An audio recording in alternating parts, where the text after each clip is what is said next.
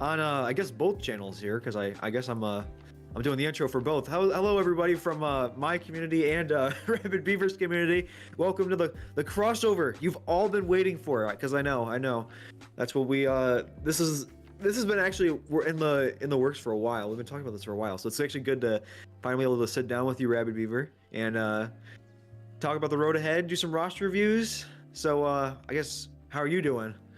I mean, I'm doing great. It's it's great to finally get the road ahead. Yeah, we definitely have been kind of missing each other with the whole crazy school schedules. Oop, got a new team. Yeah, we both have, I think, very similar schedules when it comes to that. So I'm glad we were able to work this out pretty quickly, actually. So Yeah. yeah, this works out great. I guess let's say hello to the chat real quick. Music, Lord Vader, Elabajir, welcome. If you want to do your chat as well, feel free. Oh yeah, Castiel, welcome. Krebs, make sure Castiel, since you're here, I do need you to be on the job for those General Kenobis as much as you can, just because I'm not going to be able to watch chat that much or as much during this stream. So, keep an eye out. Well, for those of you that are members. Apple E, welcome. Krebs, I think that's how you're saying it. I'm just gonna call you John, buddy. Welcome. Carter Brown, how are you doing as well? Jay, welcome. Nice to see you all. This will be a fun stream. This will be fun. Yeah. I'm excited about this. Same. If you haven't already, by the way, I guess I should say this. If you haven't checked out Rabid Beaver's channel, you can click his name in the title and it'll take you straight to his channel. Obviously, make sure you check out his channel. He does some great stuff over there. Lots of cool guides and discussion videos similar to me. So if you haven't already, again, check that out for sure. Yep, I mean, obviously, plug in, Astro over here. Definitely go check out Astromech. Really fun channel, honestly. Has a lot of cool content. I go and check out his streams all the time while I'm working. He's very entertaining to watch as he tries to struggle his way through Grand Arena.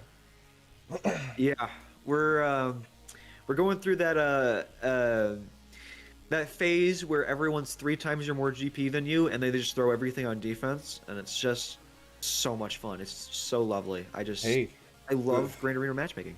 That's Capital Games' way of saying, hey, you're too good at this game, I suppose so, which is funny considering I'm pretty terrible at the game. So, I mean, hey, I'll take it though.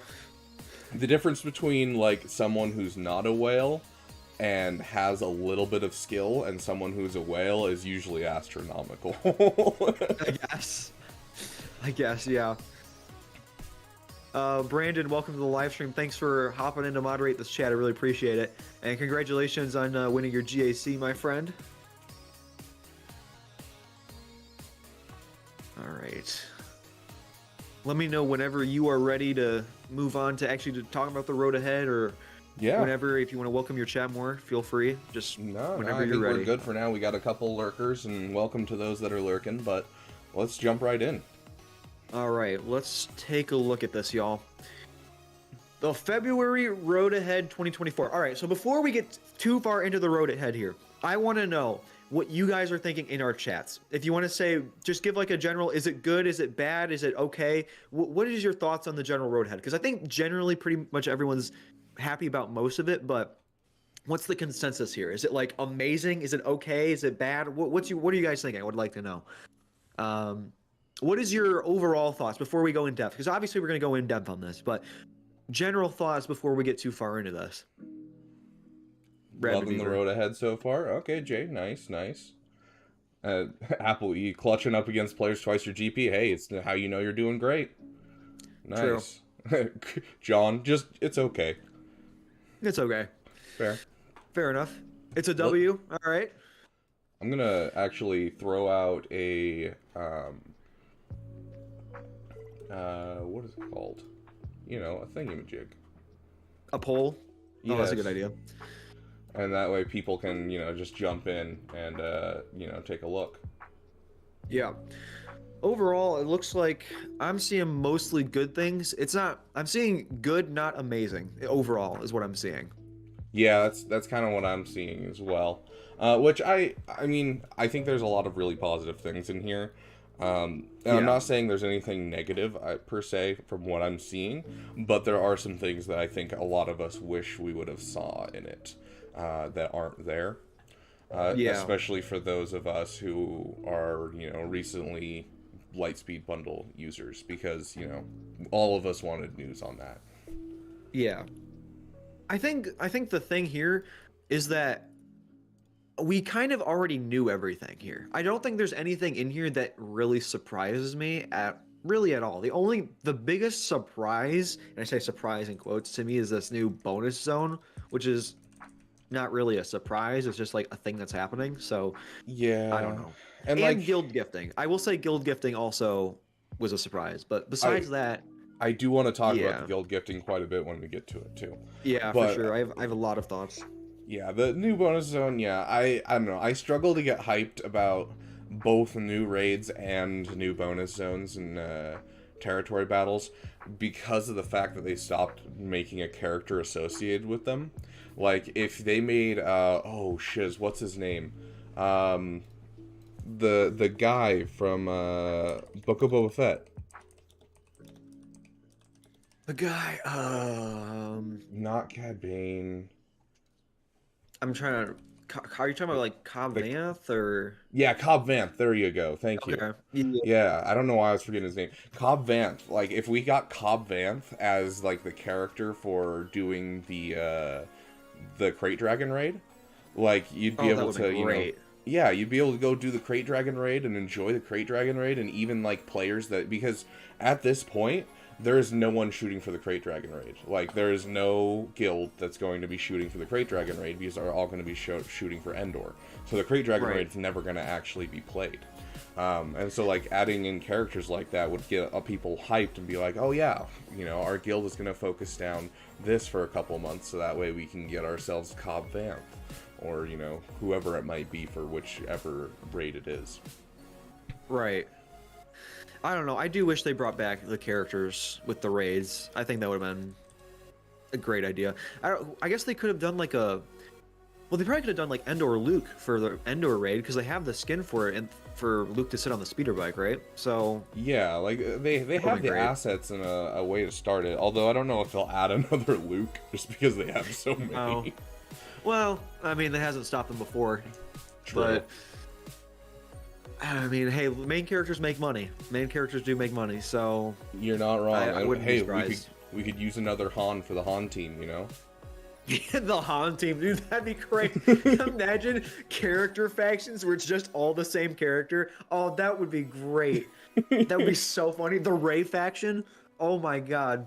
Oh yeah, I That mean, would be hey, hilarious. technically, the solo faction is the only faction in game you can play as because they do have a leadership ability, and there's 6 of them, and so you can actually play with just Han Solos. And the leadership ability, I gotta do that. yeah, it actually works because it's just the Stormtrooper Han one, and it's just a general increase to defense and a general increase to offense. Yeah, see, so if you guys don't know anything about my channel, I'm stupid. I don't know any of these stats and stuff off the top of my head, so I'm just gonna take your word for that. But I'm genuinely gonna pull that up and try that. That sounds like so much fun. Well, assuming I have 5 of the 6 unlocked, I guess, but we'll see. Lord Vader here's. I mean, wait, what is this? What is he saying? Take Drogon out and put in General Hunt's. Wait, hold on. What are you talking about? Never mind. I thought he was talking about something else real quick. I was like, what? Never mind. Okay. Do we want to get in the road ahead here? Yeah, let's jump right in, and we can talk about this stuff a little bit more. Okay, you first on Yeah. the reading here. Yeah. Ugh. Reading in public, never my strong suit. Okay. No pressure. Hi, Holotable Heroes. Okay, I'm just saying, I don't know if I like being called a Holotable Hero. I've always felt like it feels kind of condescending. But whatever, we'll continue. Okay. I don't know why. It's just always come off as condescending in my brain. Is there like a reason for it? Is it like the way they phrase it, or is it just the term itself? I'm guessing it's just the term itself, because like I've never heard any of the devs actually speak. I've never watched an interview with them. So Right. I'm guessing it's just the phrase itself that sets me off, but I don't know. It feels very kid-ish. I'm sure it's just a thing the marketing team came up with. Yeah. I mean, kudos to them for pushing it, Yeah. if you're gonna go cheesy, push all the way into cheesy. Otherwise, it's gonna fall flat. For sure, for sure. Anyways, welcome to the February 2024 Road Ahead, where we start our journey into the Star Wars Phantom Menace arc. Be sure to buy your tickets for Star Wars Episode 1 coming back to theaters. I'm so excited for that. In today's post, we'll be presenting you with information and developer insight on new Mandalore bonus zone, Gungan faction, Galactic Republic faction, guild gifting, Jar Jar Binks, and new raid, the Battle for Naboo. And yes, we did say Jar Jar Binks. As a reminder, anything in the road ahead is subject to change, but without further ado, enjoy February's road ahead. We look forward to reading and watching your reactions.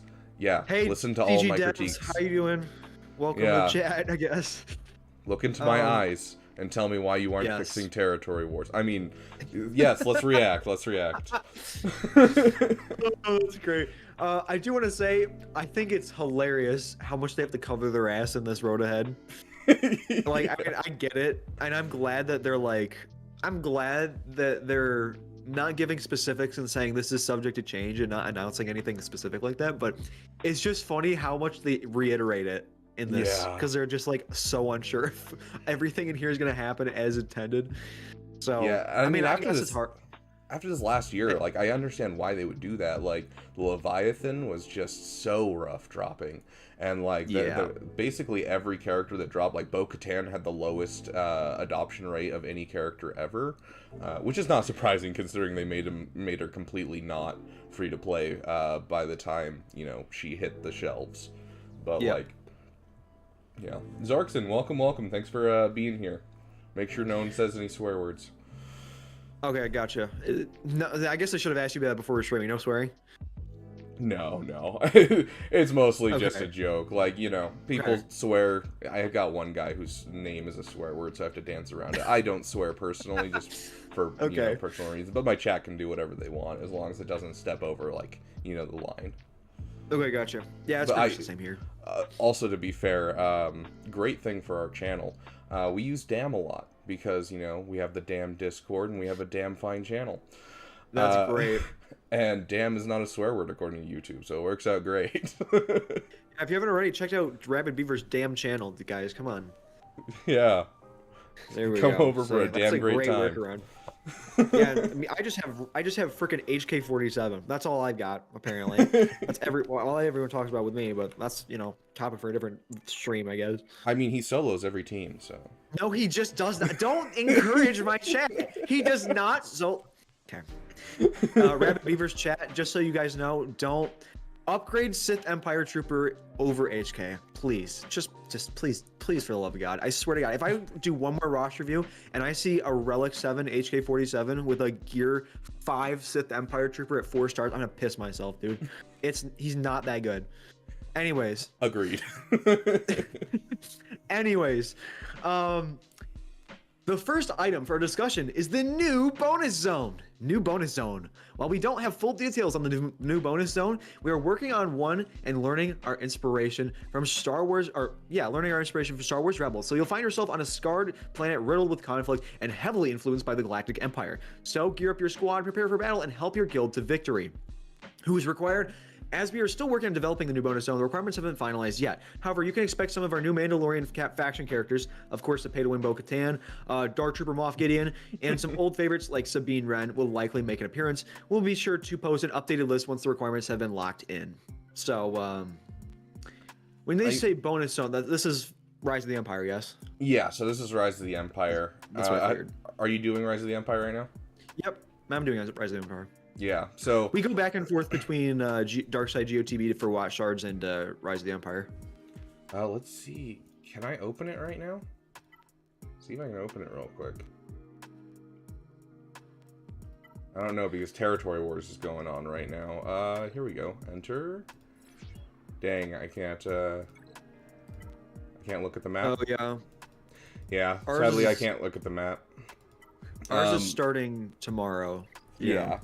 So if you look at the map, it goes like back and forth, and so there's empty spaces throughout the map, and so they've always been, you know, looking into what can we throw in those spots to change this up, swap like the direction that the territory battles go for each faction, And so that was kind of the point of switching to Rise of the Empire, is something that they can add just a little bit here or there to make it feel fresh. And so it's Right, kind of along yeah. those same lines. Gotcha. Yeah, that makes sense. Yeah, I think I've heard people speculate about this one for a while as well. So, I mean, I'm not surprised by it. It's just like the thing I was expecting least to be announced from the road ahead, I guess. yeah, Besides guild gifting. I'm curious if it's going to end up being therein to be being able to pitch us some more characters from season 3, because that will be around when, you know, it'll be a year out, and that's usually when they throw in characters from a season of a show. Right. And so I'm curious if they're, like, you know, planning on dropping a couple more characters that are required with Bo-Katan Mandalore on whatever node they're doing, kind of like they did with Zepho, with the Jedi Fallen Order characters. Yeah. So I wouldn't be surprised. I wouldn't be upset if they put in, like, you know, Vizsla. Yeah. Yeah, give me a Clone Dude, Wars he would be Vizsla. a fire. He would be a fire conquest unit. Yeah, That he'd would also be be great. fantastic coming into the game to just boost Maul just that little bit it needs. Because, like, Yeah. Maul's great against JMK, but, like, he struggles against a lot of really base teams. If they can just give him a little bit more beefiness and survivability with, like, another character, especially because we only have 5 Darkside Mandalorians that can, you know, Yeah. work together right now. Be very And nice. I could definitely see them swapping out Django for pre-Vizsla, because I mean Yeah. Django kind of they're trying to push this trench team, and I mean correct me if I'm wrong, but I'm pretty sure they're pushing Django on the trench team. So Yeah, Django is part of the base trench team. The kit works with, it forces Django to taunt with Wat Tambor, allowing you to basically keep everyone under stealth except for Django, sitting there out in the open with damage immunity. And so that's the point of the team. And so, yeah, 100% I could see them dropping another Darkside Mandalorian to replace Django on that team. yeah, that makes sense. Anyways. Want to keep going? Yeah. Let's jump into the Battle of Naboo raid. What better way to celebrate the Phantom Menace 25th anniversary than the iconic battle on the planet Naboo? We are excited to give you all the early read-in and look at the next raid and the direction we are looking to go while we build out Episode 1 So Go Adventure. You and your guild will find yourselves in the middle of conflict, participating in the Battle of Naboo against waves of battle droids with no end in sight. So it sounds kind of like we're doing a similar to the Endor raid where it doesn't end, instead of, like, you know, the old raids where it was, you know, you have a boss and you're trying to beat it. We'll be able to sustain all that firepower, gear up your Gungans, who will give you your best chance of survival and maximum point potential, which is wild to think they'll be the best, but hey, whatever. Our initial target date for this is around summertime, but we will keep you folks posted when we get closer to launch. Next, a word from our design lead for this raid. What has it been like to working on this raid? I always love hearing from the design team, just because they always sound so incredibly optimistic and so excited. And then some of them just hit the fan. But hey, the design team, you guys are awesome, especially when you're doing the flavor. Absolutely amazing. I enjoy making events with narrative opportunities like territory battles, Jedi Knight Cal's hero journey, so working on the raid has been a lot of fun. We're trying to really nail the feeling of nostalgia and excitement that comes with watching the Battle of Naboo. Do you remember the first time you saw those battle droids unload from the transports? I actually don't. My earliest memory of Star Wars is actually Duel of the Fates. What are some characters and factions that may be required? While the raid is still in production and nothing is finalized, you know, we will change everything. This will no longer be a Naboo raid. Oh my god. We are currently leaning towards subset of characters found in these factions: Galactic Republic, Jedi, Separatists, and of course Gungans. In Battle of the Naboo, the Gungans with Jar Jar Binks on their side will give you the best opportunity to be successful in the raid. The Gungans will be featured as a faction inside the Battle of Naboo raid, just like Jabba the Hutt for Crate Dragon, Leia Organa for Speeder Bike.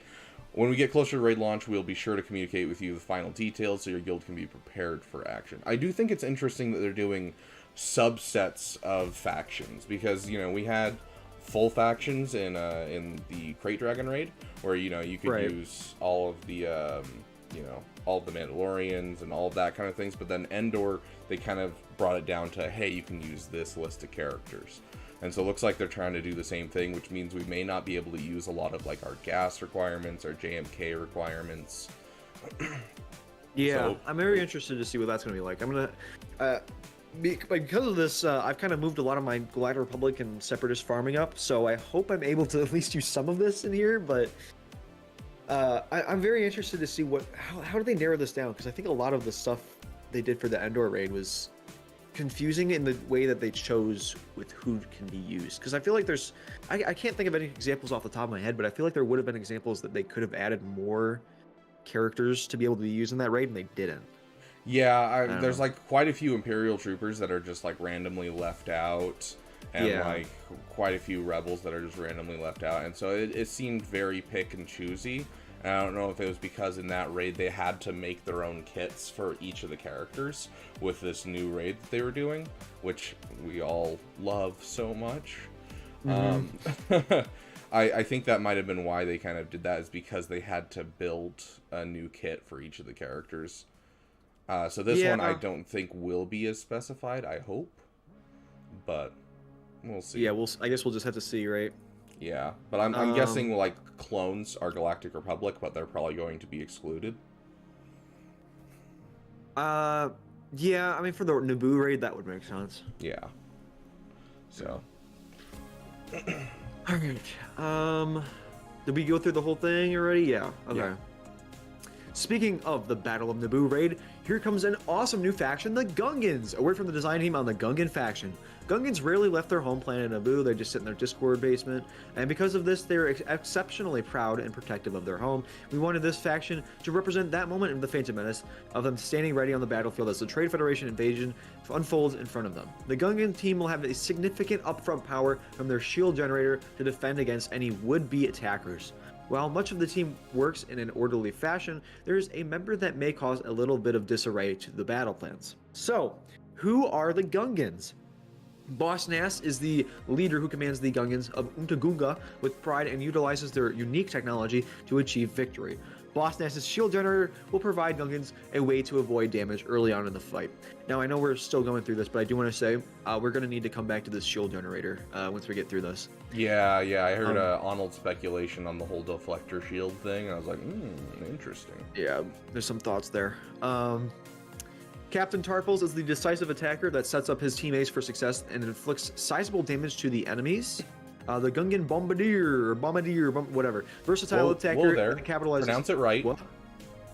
Bombardier. There you go. There we go. Versatile attacker that capitalizes on enemy demos and ramps damage while using abilities when the shield generator is up.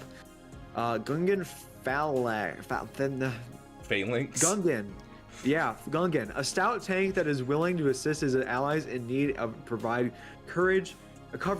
Oh my god, I can read. I promise I can read, you guys. Coverage with his shield. New legendary unit. Jar Jar Binks, a Gungan support who isn't afraid to interject into the battle and offers own, how should we say this? A brand of help, confounding the enemy. Since Jar Jar is a legendary unit, you will need the 4 other Gungans to unlock him. With Jar Jar Binks on their side, the Gungans will do great work and cause a bit of chaos during the battle of Fort Naboo raid. So be sure to gear them up and utilize the shield generator and give us thousands of dollars to do so. Kit reveals on how to obtain these characters will be provided in their usual cadence, so stay tuned for more information. So one thing that Capital Games has always been like, I love them for it, is their flavor. So I love Star Wars. I've been super into Star Wars since before I could talk, and so, you know, read a ton of books, played a ton of games, and they're always super great at nailing just overall like feelings of Star Wars and feelings of characters. Like, you know, you go through Jolie Bindo's kit, it's one of my favorites because it's just all the things that are the names of the abilities are exactly the kind of thing he would say in game, and like fits so well with who he is as a character. I feel like we can see that here with them. Instead of calling it a Bombardier, they're calling it a Boomadier, because, you know, Misa no have no Booma, like the little explosive balls that they use. And also, clip it. Someone clip it. Am I the only one who, like, am I the only content creator who knows how to say the word phalanx? Am I the only one that studied the Roman, like, you know, Romans and everything? Because, like, I watch Arnold's video and he, like, tried, like, 5 times to say the word. I'm like, guys, it's phalanx. Literally I've never seen that word in my entire life before. Yeah, it means you know, a group of people with shields, basically. Okay. Yeah. But yeah, so I'm super curious.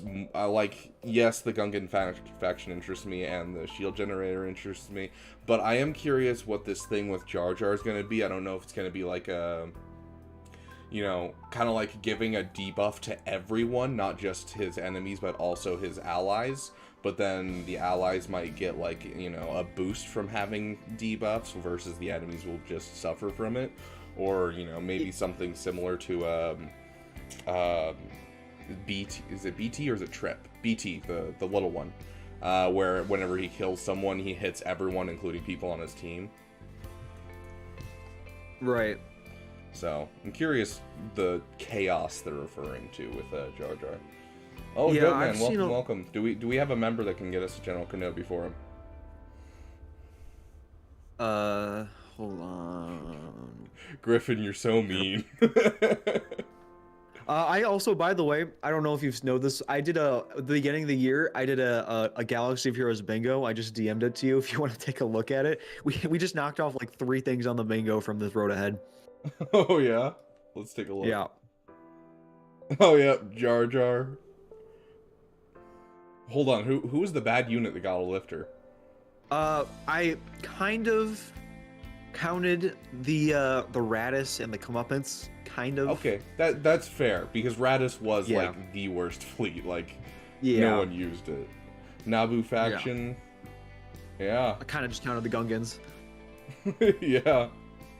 Abandoned. Yeah, the random Andor bonus is fun. drops. I was making the layout for this, and I was all done with it, and then I realized, wait a second, this was at the beginning of the year. This already happened this Yeah. year, so well, check that off immediately. Oh, speaking Um, of your bingo card, the unit rework, come on, guys. Like, I was really hoping you guys would announce a rework with this for maybe, like, Darth Maul Oh, or yeah. someone from episode 1 that we already have. Like, Yeah, or like Jedi Council members, Kit Fisto, stuff like that. Yeah. Like, absolutely. Even, like, Plo Koon. Like, these guys, a lot of these old characters, you look at them and they don't have a unique at all. Or they like Yep. they only have a level 7 ability. They don't have a level 8. And so like you're like, oh, you could add a Zeta in, you could add a whole new ability that just adds a unique, and you could do so much for this character. And of course, you know, their favorite Omicrons. You put like 3 Omicrons per Jedi Council member, because apparently that's what they do now. Yeah. That'd be great. Dude, honestly, if they gave a unique ability to Luminara and then moved her Omicron to her unique, I think she would be a lot more grabbed as a character. Yeah. Because I just the think fact that- that she has to use her heal to be able to activate her Omicron makes it so that way it's just not viable. Yeah. Is Luminara's Omicron the worst in the game? Because I've seen people say that it is, and I've seen people say that she's actually surprisingly useful. Do you think her Omicron is the worst in the game? I think her Omicron's the worst in the game. No, I think the most worthless Omicron that I've seen people put on is probably Leia. Just because, yeah, it's okay, but like, I've never seen an actual use for it. But Luminara, you can plug her into quite a few different teams, and maybe she's not the best for the team, but she's still going to do a lot of work, especially in the newer teams like Keller and Beck and that kind of thing. I think with how many teams we have for Jedi, she'll always have a home, whereas Leia, there's really not a good spot for her. So I would say that, yeah, she's not one of the most helpful, but I definitely think you can find a home for her. Gotcha. Yeah. I guess I don't disagree there. She's basically, the point is she's at the bottom of the barrel, right? Yeah, I she's guess that's definitely like in the bottom tier of like Omicrons that I would apply. Like, I'm not touching it with a 5-year pull, if that makes sense. I'm not going to be touching it until I suddenly have a whole bunch of Omicrons lying around. Right. Yeah, I don't have any intention of putting that on my main account, but my alt account, that's a different story. I'm very excited about that. Fair enough. Your if you- well, world's if you guys- worst alt account. Yeah. If you don't know what it is, I'm making a series. I'm trying to make it a monthly series where I'm making the world's worst free-to-play account of all time, only farming the worst characters in the game, only making the worst teams in the game, and all the legendaries we go for, we're going to purposely make them terrible, put terrible mods on them, leave them low gear, no Zetas, anything like that. Just genuinely just try and make the worst account we possibly can, and then submit it to Ross reviews and get people's reactions. That's the goal. That's So gonna be great. obviously you'll have a Relic 9 HK. Yes, that's where I will be doing it. That's where I will be doing it. I love that. Yeah. They can't say I didn't do it because I will do it. Just not on my account that actually is trying to be good because he's bad. He's so bad. He's just terrible. I just hate him. Anyways, so let's go back to this shield generator here. So Okay, I see. side note, really quick. Yeah. All they have to do to make HK good is just remove the Sith Empire tag and give him a Sith tag. That's all it takes. It hurts that That's they true. still haven't done it. I've seen so many people say that, and I think the funnier option would if they give them like a really expensive Omicron that doesn't do that much, but like makes him like slightly better than one of the other Sith Empire characters. That would be the funniest outcome. Where he's like the second worst character on the team now, but you knock someone else to do it. Give him an Omicron that's absolutely banger, except it's a Conquest Omicron. That'd be so funny. Actually, that is actually sadly possible because of Sortie. She has the other Conquest Omicron. Oh my god, that's actually possible. That'd be so funny. Oh, that would be amazing. Oh, okay. Well, moving on from HK47. Yes. The shield generator. So I'm imagining how this shield generator will work is that at the beginning of the battle, that once you get your first turn, which you want to mod Boss Nass to, I assume, get the first turn, and Boss Nass will have an ultimate, not an ultimate, but he'll have like a special ability where he can deploy the shield. And you want to do that on as early as possible as you can. And I'm imagining the shield just covers your entire team where you can attack them, but the enemy has to break through the shield's health and defense and whatever before they can attack your characters. And so the shield kind of provides it like I'm imagining it as having like a lot of protection and then a lot of what am I trying to say? Recover a lot of it. So they need to break through the shield, and then once they break through the shield, I wonder if that's when the chaos from Jar Jar's kit will happen.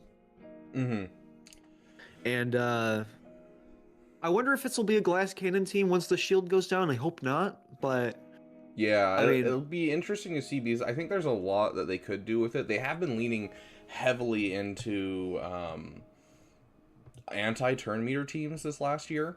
yeah, with the Tusken Raiders, the On-the-Line Force user team under Seer.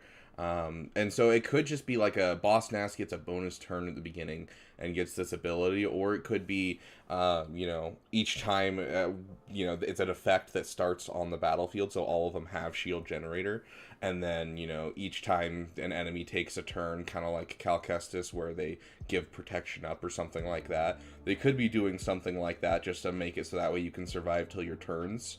I'm curious how they're going to do it because they could do it a million different ways. I know Arnold was talking about it being like the deflector shield on the Radis, which is whenever an ally with deflector shield gets foresight, and then whenever they take a turn, they get plus 25% protection back. Doubled for resistance allies. So I think there's a lot of ways they could go about this. Regardless, it's a super interesting thing. Just having this shield generator to start. So I'm not sure how they're doing it, but I'm excited to see what they do. Yeah, I wonder how they're gonna make it look good. Yeah, because you're gonna have to cover the entire side of the screen, right? Yeah. So like if they go full on like Gungan shield generator, how they have it in the movie, like you're gonna have to do something wonky. Here, I'm gonna pull up a picture. Yeah. I was trying to figure out which one of these units might be like. Do you think because the Gungan with the tank, I'm not even trying to say it, and the Bombardier, those kind of don't seem like they would be the creatures that are like riding yes, on there is, Nick. Go ahead and go to the Discord. It doesn't seem like there would be any of these units that like seem like they'd be controlling the creature that like has the shield generator. I was trying to see my like breakdown of the kit reveal, like if one of these characters would be like riding a creature that has the shield generator mounted on them, because that's what it was in the movie. I believe they had those like big reptile creatures that kind of remind me of the things those stormtroopers ride. Oh, I don't remember what they're called. Whatever. I'm Yeah, trying to. the That would be thing, a the really unique. stormtroopers are called dewbacks. I don't remember what the Yes. ones from the Naboo are called. Yeah, the Dewbacks. It's basically the reptilian Dewbacks, I guess. That would be an interesting idea. Yeah. And so I'm curious what they're going to do with it. It looks like Boss Nass will be in charge of the shield generator. I don't know if it's going to be like a... it could be like a summon in the summon slot. Because obviously, That would like, make sense. Boss Nass... Boss Nass. Literally looked at Boss Nass, was thinking of Jabba the Hutt. Jabba the Hutt is forced into, like, the summon slot because he's so large. And so, Right. you know, giving the summon slot over to that creature could work. But I'm very curious how they're going to do it overall. If they're just going to do some little effect, like they gain a shield over themselves, or what. Right. Do you think that they'll have a creature in the summon spot that will, like, take turns and stuff? Like, kind of like in the Geonosian team, how you have the Brute? Yeah, the summoned ally that actually takes Yeah. turns. Yeah, I think it's possible. Just to kind of keep that. I wonder if it'll be like a summon at the beginning of battle, but then once it takes a turn, it dies off and only has like 50 speed. So you take a certain amount of turns, and then if it gains turn meter, you're kind of screwed. So maybe Yeah, I it'll be don't know. like There's a lot- forcing you not to gain turn meter, because it doesn't say any of these like there's ramping damage, dealing a lot of damage, but there's nothing talking about turn meter manipulation at all.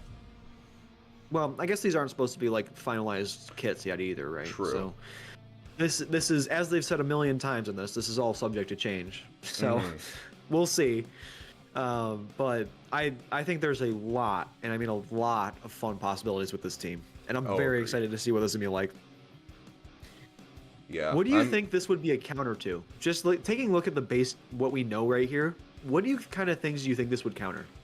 Without knowing any specifics. Like in lore, or just what would I you feel like to like- see this counter? I feel like this absolutely has to have a counter for General Grievous, as well as maybe Trench. But I think Yeah. it's going to have specific ways to beat Separatists, just for the sake of flavor, whether that be with one team or the other. I would guess that would be a General Grievous team, though. So it's probably something to stop a General Grievous team, just because, they always like to add in a little bit of flavor that fits. Yeah. But if we have a pre-taunting tank with the phalanx, and this shield generator, works fairly well. Nick, thank you for subbing. You're awesome, dude.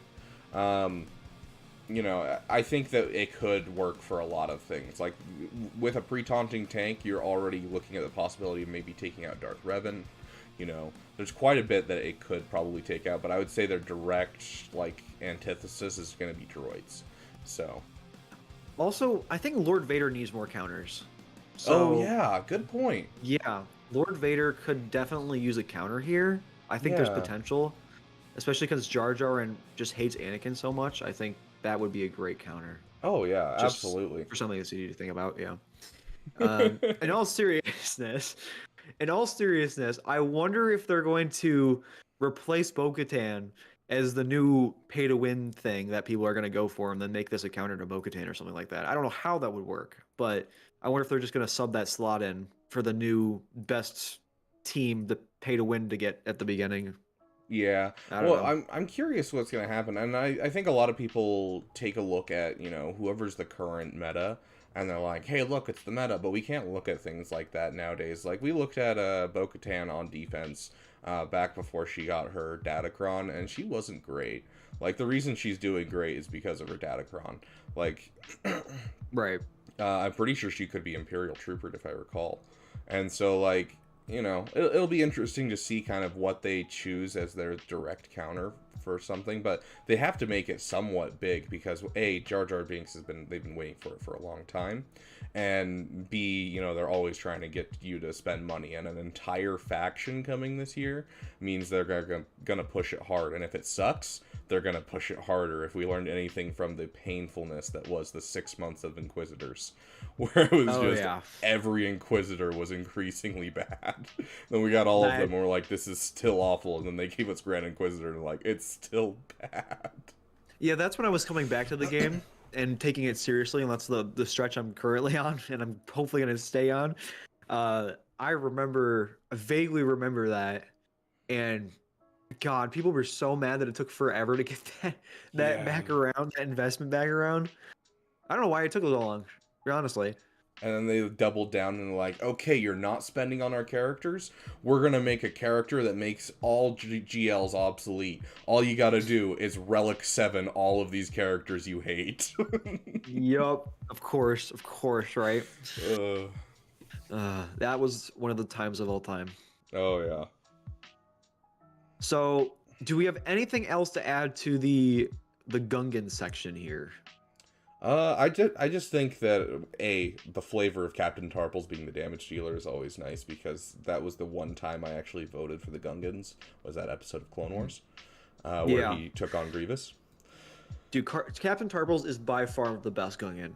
Oh yeah, Like, by not far. even close. Not even close. Yeah. I also think the Boomadir, it sounds kind of like the Sith Marauder, with the way that it capitalizes on debuffs and ramps damage. So I'm curious what they do with the Boomadir. I actually think he might be one of my favorite characters on this team, even though he doesn't have a name.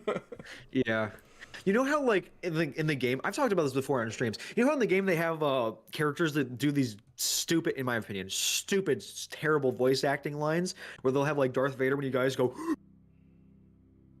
You think they're gonna have a bunch of these voice lines for these Gungans that are, like, unique? Because that would be so fun.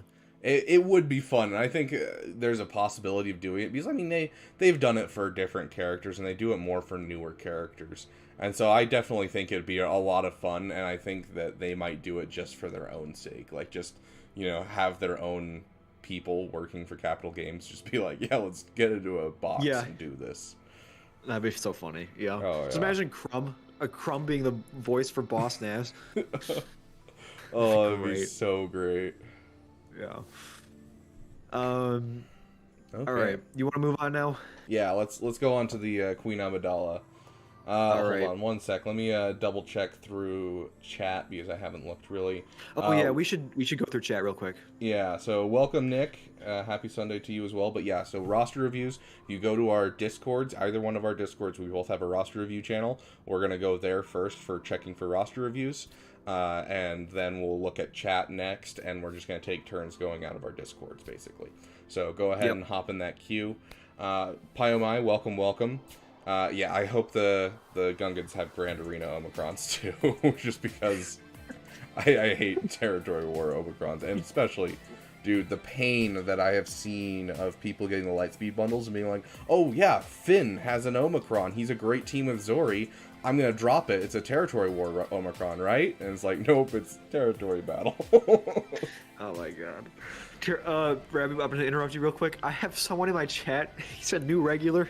His name is Lord Vader Best GL, and he goes, "No, he doesn't need more counters." Oh my god. Oh, that is great. Yeah. Nightbot had to time him out for a second. That's so great. Yeah. I love the Lord Vader, like, people that are just total Lord Vader fanboys. And I get it. Like, Anakin's one of my favorite characters in the game, and I really want him to be good, but... Yeah. He's just got too much going against him, man. He's just got too much going against him. Nick, welcome to the live stream.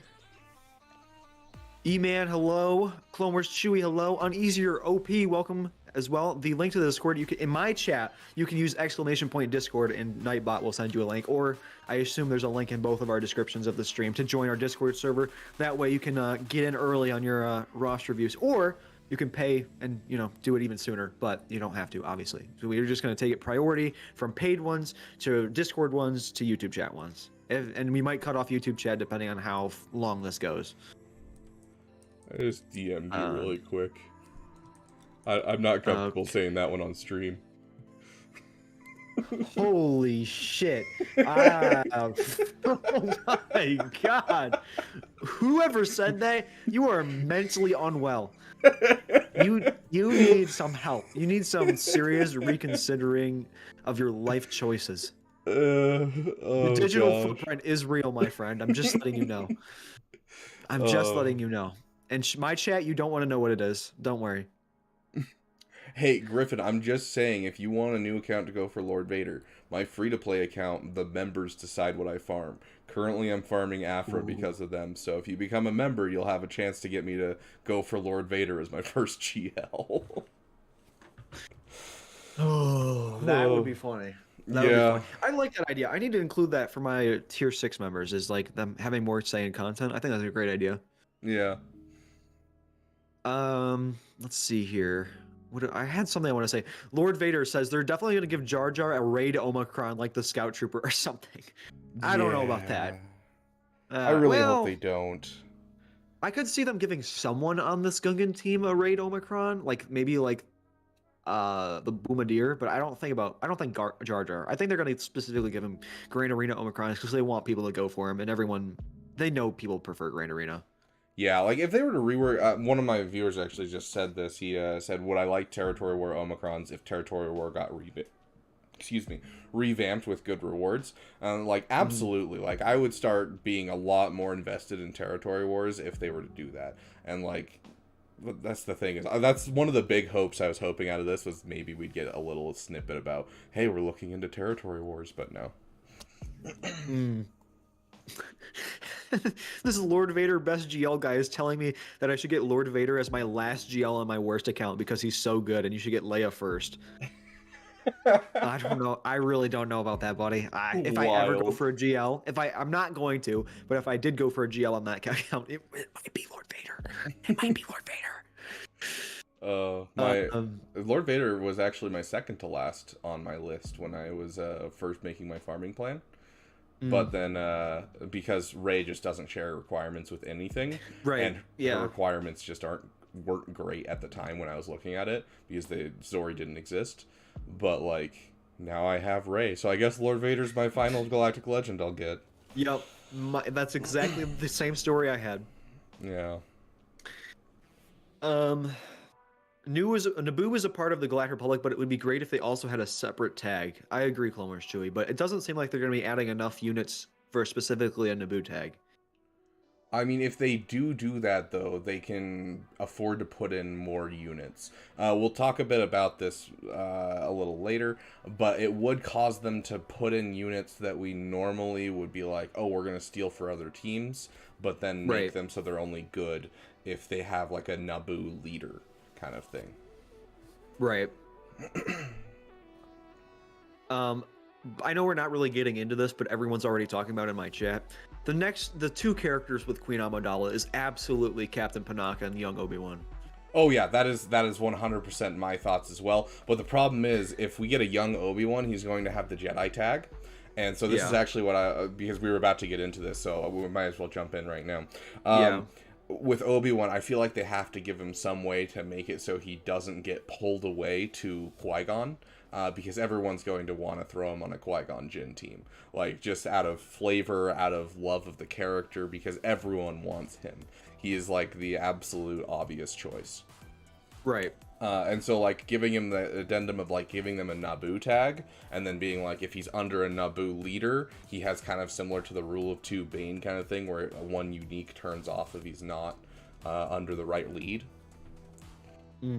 So, I don't know. We'll see, but I think it's going to be hard for them to justify dropping a Galactic Republic Jedi and not being pulled on to another team. Right. I'm seeing a few other people having some good ideas in the chat. I'm seeing Naboo Pilot, and that way they can have a N1 in the game. Or I'm also seeing Yaddle. Yaddle. I like the idea of Yaddle. I don't think we'll get her, though, because yes, she appears in episode 1, but the only reason anyone knows anything about her, unless you've read the comics, is because of Tales of the Jedi. And we're focusing more on the Phantom Menace than the Tales of the Jedi. It does take place at the same time. So I think also there is a chance, I'm not saying a high chance, but because Omega is in the game, there's a chance that we get young Anakin as well, and then we get an N1 that way. Yeah, but they don't want to put kids in the game because then you have to kill kids. So, I mean, even though they keep doing it, that's what they keep saying. So, yeah, the problem with like saying, hold on, let's see if we can find it. We'll find it as we Imagine- read. But wherever it says iconic characters to go with her. Yeah. And like, a random pilot's not iconic. I had an idea. Imagine you had like you ended up putting like a bunch of kids. You have like Grogu, Omega, young Anakin, kids like that, and then you have Lord Vader. Oh my gosh. Add a special unique to Lord Vader. Lord Vader lifter against kids. Oh my god. That's Oh. I'm sorry, I'm a terrible person. That would be just beautiful. He's so awful though. A young Reva. Oh no. Oh Justin, no. welcome. And one Young sci-fi for Anakin's sure. pod racer. Anakin's pod racer in fleet battles? What are you talking about? Lord Oh, Vader goes, gosh. yes. He goes, yes, we need this. Yes, bro. Oh, that's great. Okay, we've tiptoed around it. Let's get back into this kit reveal here. Yeah, holy shit. Hold on, one sec. I just saw Okay. this. Lord Vader's in my chat. Oh, he's there. Yeah. And then they add the guy that says Master Skywalker. There are too many of them. What we're going to do? Yeah, that youngling. Oh, yes. Just add him. Perfect. Imagine Oh. the kit reveal, and the kit reveal title is that one young kid, or youngling. Yes, that Ugh. one kid. Add a Oh. youngling tag, and then have Lord Vader as the counter. Also, do we Oh have a my member God. that can hit us up with a General Kenobi for Justin? I'd appreciate it. Like, next Reaper, if you got that, I'd appreciate it. Children of the Force as the tag for the team. And then you know there'll be a Lord Vader solo montage. I just pulled up your chat. That's great. Yeah. Oh. The youngling tag when they rework Lord Vader. So he instantly defeats anyone with the youngling tag. Oh my God. gosh. We are horrible. We are awful human beings. Yes, we are.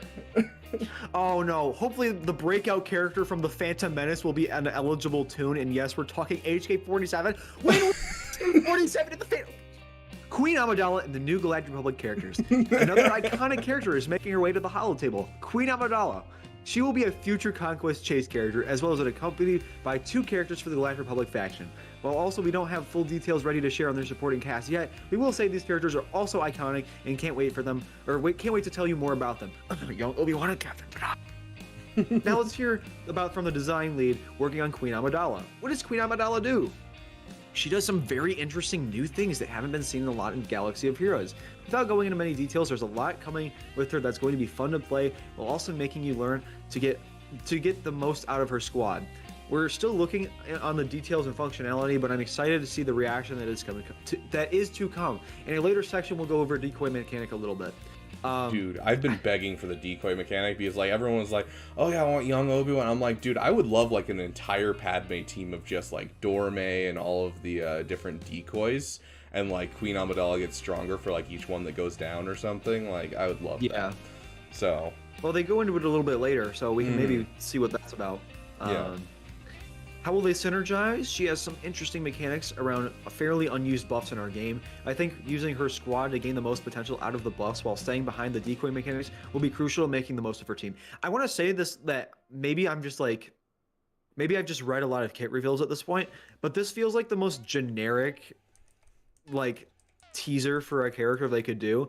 There's some buffs in the game that you haven't used that much, and you'll have to, do some testing to put characters on the team, and it's a lot of fun. yeah, I like don't know. it feels like they're half baked with their like what they have solidly for her. They're like they have an idea of what she wants to do, but they haven't finished. Like they spent their whole time figuring out the decoy mechanic, and then the rest of the character they're like, we're not sure yet, but the decoy mechanic. Well, isn't she the next conquest unit? Isn't that this announcement? Because Yeah, they said like, it's- like a month ago. It's that it was the this next one as next a light side. decoy, yeah, or at least that's what we're assuming. It could be the one after that, but like Right. we haven't had any announcement or anything for the next character. Imagine we just had like a year and a half of just dark side units, and now we have a year and a half of just light side units. Honestly, I'd be down. I feel like overall it's been heavily skewed towards dark side lately, And For like, sure. especially with newer accounts, Darkseid is kind of all that you see in their accounts because Yeah. SLKR, Job of the Hut. It's been a lot of farming plans that suggest pure Darkseid because a lot of light side characters have way too many requirements for people to get. That's exactly what my account kind of looks like right now. Is I mean, besides besides Lightspeed stuff, and besides requirements for other GLs, because originally I was gonna go for Sith Eternal, and then Lightspeed had bundles happen. Mm, So besides like other requirements for stuff like that, I mean, my roster's pretty much all dark side as well. So I mean, unintentionally, I've also fallen into that trap. yeah, so honestly, I wouldn't be surprised if they try to kind of take it the other way to encourage people to get on the light side Galactic Legends and that kind of thing, just to bring them more money because obviously it's an untapped side right now. A year ago, Yeah, for sure. not so much. 2 years ago, not so much. But as of now, it's just so incredibly dark side filled. It's just crazy. Yeah, I'm gonna write this down. I need to make a video of going over like the next year of light side conquest units. um, All of your hopes and dreams for conquest units. oh yeah, conquest units to make the game mode actually worth playing. Ugh. Uh, That's I what hate Bane did for conquest. me. I have never actually tried in a conquest, and then Bane was Yep. announced, and I was like, "Oh, I'm in, all in. Okay, Yep. take my money." I didn't even realize it, but I hit 4 million GP around the time that Bane was announced, which is crazy because I'm like almost 6 million GP now. But I around the time that he was announced, I was like 4.5 million GP, and I didn't even realize that I've never fully completed normal conquest because I just hated it that much. Mhm. And so I had to like grind out normal conquest to get to hard conquest so I could get Bane. Nice. Yeah. Yeah, like Yeah, so- I had never gotten Red Crate before. Then this last time I got Red Crate, which means I get Bane day one, and so I'm like, That's awesome. yeah, I'm sitting here so excited, but I'm like, dude, it's taken so much to get through this conquest. Like I have to play conquest daily, and it's draining my will to live.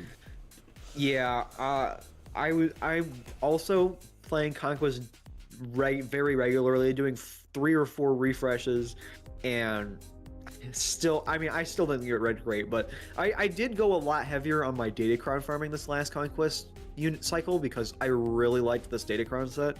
Oh, me too. I wish I had gone heavier, but I was so focused on getting Red Crate, so that way this last Bane one I could just relax and do Gold Crate. Right, yeah, I gotcha. Yeah, I'm gonna have to ramp it up this time though. I'm only like halfway to him, so I gotta ramp it up. Oh my god, they're talking about giving Queen Amidala Cup as part of her team. Oh my gosh. Yeah, mine's just talking about, well, let me read this for you. Padme gets my GL going. What? Huh? Yeah. Padme gets. I mean, me too, but I don't know. I don't know if I would. Ooh, I didn't bring that up. Anyways, hey, you do what you want with your characters that you unlock. I will look the other way. I gotta make an updated Smasher Pass video when Queen Amidala comes out. Oh, that'd be great. Oh, that'd be amazing. Okay, let's continue here with Yes. let's see. We already did the basic okay, yeah, her Omicrons. Where will they be used? Her Omicrons are in GAC, but she will also have solid raid utility, helping you power through the Battle of Naboo. We will provide more details in the future on the Queen and her new her crew at a later date. Any new mechanics? Decoy, naturally. I don't know if you guys heard, but they're adding decoy into this character. I'm just letting you know. Did you hear? They're adding decoy. Yeah. It's a summoned unit she with has a decoy. permanent taunt, which leads it into the thematic feel for Phantom Menace and her character as the decoy sets out to protect the queen. So, I hear they say it's a summoned unit. Do you think it's just going to be a summoned unit, or is there also going to be like you can throw in the character as a like the handmaiden, and that way you like it'll increase the amount of decoys you have or something like that? If I had to guess, I would say that we're gonna stick with just the one in the summon slot. Just because, they could add all of the decoys if they wanted to, but every Right. single decoy looks just like Padme. I don't know if you watched episode 1 recently, but even as a I kid, should. I would get so confused by looking at Keira Knightley on Yeah.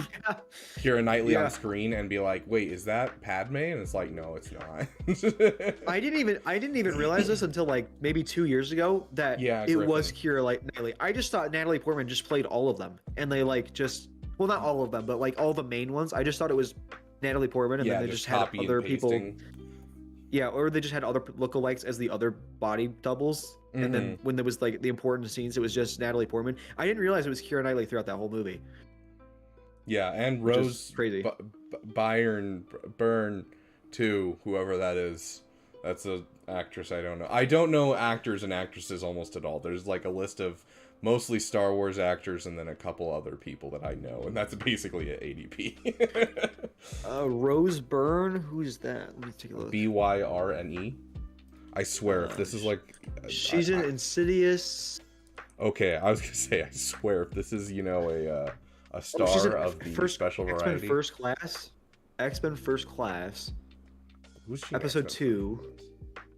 X-Men Oh, Apocalypse. So she played Corday in episode 2, I'm guessing. Oh, okay, that makes sense. Gotcha. Yeah, so if she's in episode 2, yeah, she's Corday.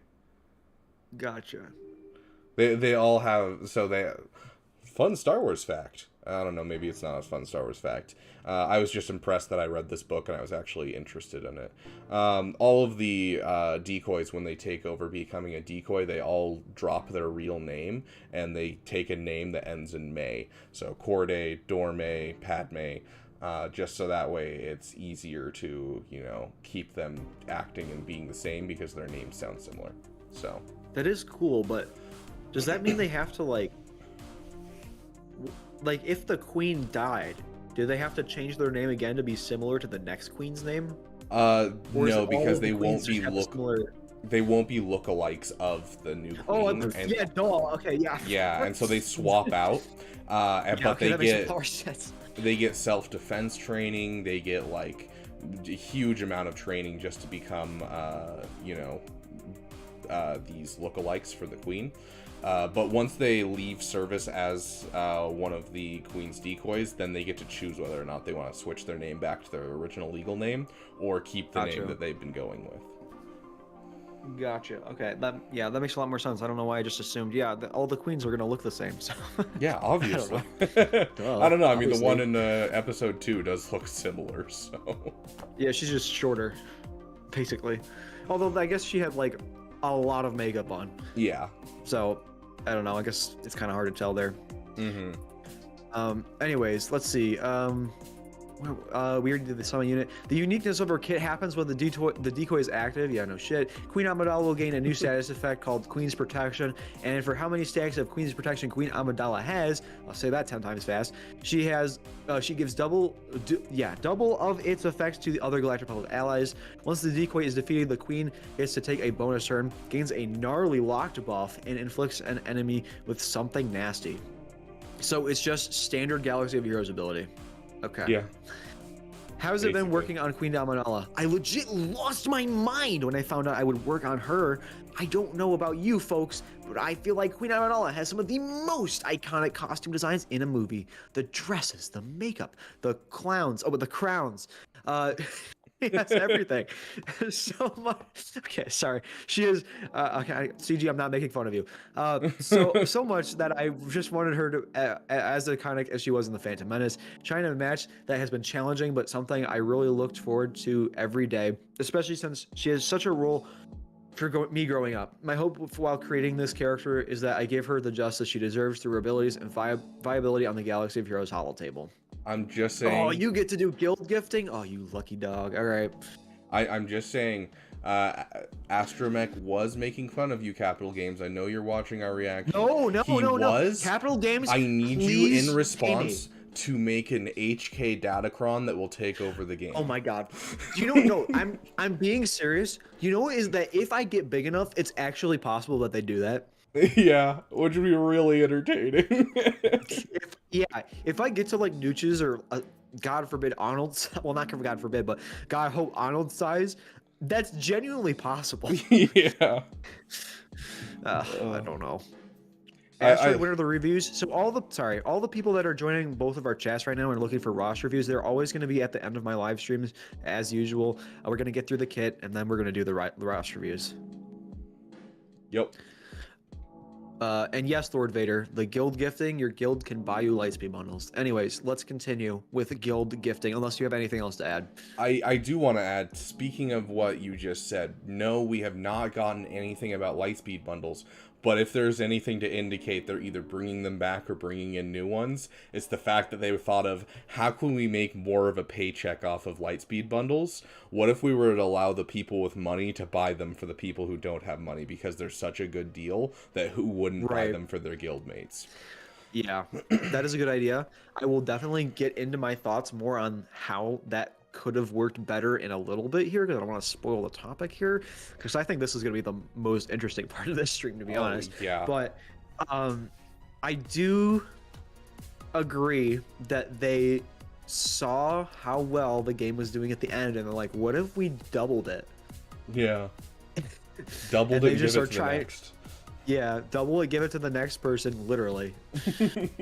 So, okay. I don't know. I would see that. Yeah. Okay, let's get into this. Last but certainly not least, a feature that's been requested a ton in our surveys. Sure. Oh, you're funny. Whatever you say. Guild gifting is coming to the holotables. With this feature, you'll be able to, as you guessed it, gift bundles to fellow guild members through a very easy UI system. Honestly, I would love for this to be just an ally code gifting system where I could gift... That's what I was gonna say. Why is this just your guild? Because now I can't do easy giveaways. Yeah, like I'm literally like sitting here, I'm like thinking maybe I should ask my guild leader if like we can keep one spot open so I can just pull someone in and then gift them something as like a giveaway.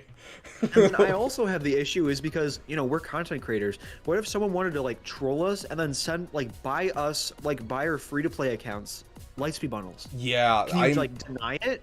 I'm really hoping that they do the Steam thing where you can deny a gift, because otherwise, you know, it's going to ruin some free-to-play accounts. Not so much, like, obviously you can't ruin a free-to-play account if it's someone normally, but, like, content creators are the problem, where it's like, we're trying to show that you can play this game free-to-play, and then someone just buys us something, and then we're just screwed. Now we gotta restart. Yeah, I'd be so pissed if someone bought me, like, a Revan bundle, and I just had, like, Jolie and Bastilorella. I'd be so mad on my free-to-play account. Oh, dude, on my main account, I'd be so pissed if you guys trolled me and bought me the next Lightspeed bundle. Like, how dare you? Dude, it would suck if you got me all the Lightspeed bundles for free coming out on my birthday. Guildmates, on my birthday, the Lightspeed bundles. Oh, man, dude, that would suck.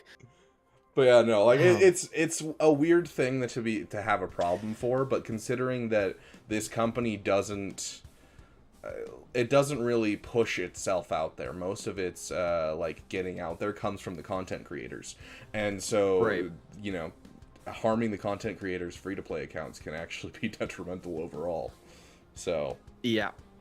Lalma in my chat says you won't be able to deny the gift because in order for you to get the gift in your mail, they would have to have already paid for it, and CG won't do refunds for them.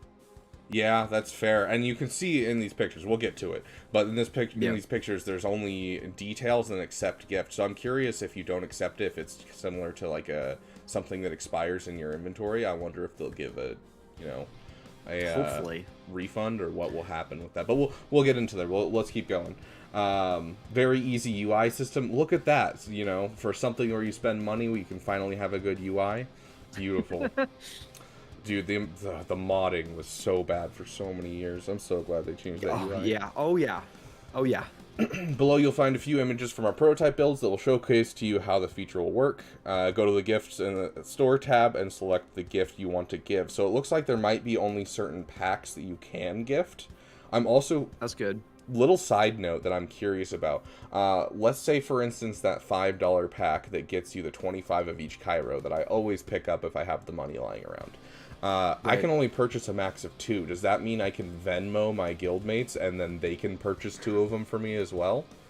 That sounds like a great... I think so. That sounds like a great idea, actually. Yeah, so like if they don't take that into account, CG, stop listening for the next 30 seconds. If they don't take that into account, we could take advantage of this really well and boost some characters in a guild to be able to get some solid stuff going. So if you're like, oh shiz, I need this done by the next territory battle so that way we can get this platoon done, your guild can help you out and just be like, okay, everyone send them some Chirotechs.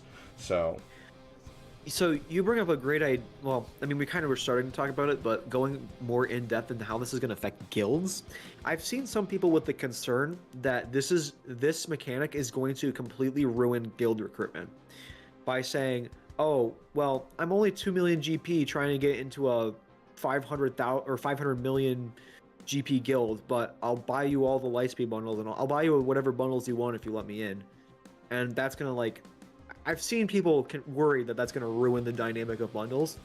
And I just want to say, before we get too far into this, because I know people are going to bring this up, I think that the higher end guilds are not going to be affected by that because all of the officers and the leaders probably are already either buying it themselves or don't need to buy it because they probably have it on their roster. Because typically, if you have a guild, if you're running a guild, you probably have a higher end account. Most people, anyways. So I don't know if that's going to affect it too much. I would love to hear your thoughts on that, but I've seen concerns about that. Yeah, I think that, sorry, hold on. Today's the 18th, right? Okay, yep. Sorry, side note. ADHD gets to me sometimes. I think that we already see that in Galaxy Heroes. If you look at the top guilds, you see that they have like a quota that you're supposed to spend each month and things like that. It already happens kind of, but like trying to get into guilds by leveraging packs, I think actually isn't going to be too much of a problem because, it'll be helpful for a couple guilds, and yes, there will be guilds. I know of a specific guild I'm thinking of right now that I've been in that I would be like, yes, I know that these officers would let someone in for that reason. But 99% of guilds aren't going to because they'd rather see another person spending money on their own account trying to get it up and get it running. Because, if you say, hey, I got this big of an account, but I'm a whale, that already makes the account more likable to someone. But to saying, hey, I will spend money on you guys instead of my account, it's like, so we're going to have a dead account, but I might have a little bit better stuff. And so, honestly, I think it's fairly balanced to the point where, you're probably going to have a couple that are like that, but they're going to be the ones that you probably don't want to be in the guild anyways. So, I honestly don't think it'll affect too much with guild recruitment. I just opened your chat for a second because I have both tabs open. Yeah. And I see Dank Ideals saying we can gift packs to guildmates, but we can't open all ally points. Yeah. That's great. Just a quick side note speaking of that, have you looked at the prototype pictures and noticed that they have 1 million ally points they can't spend?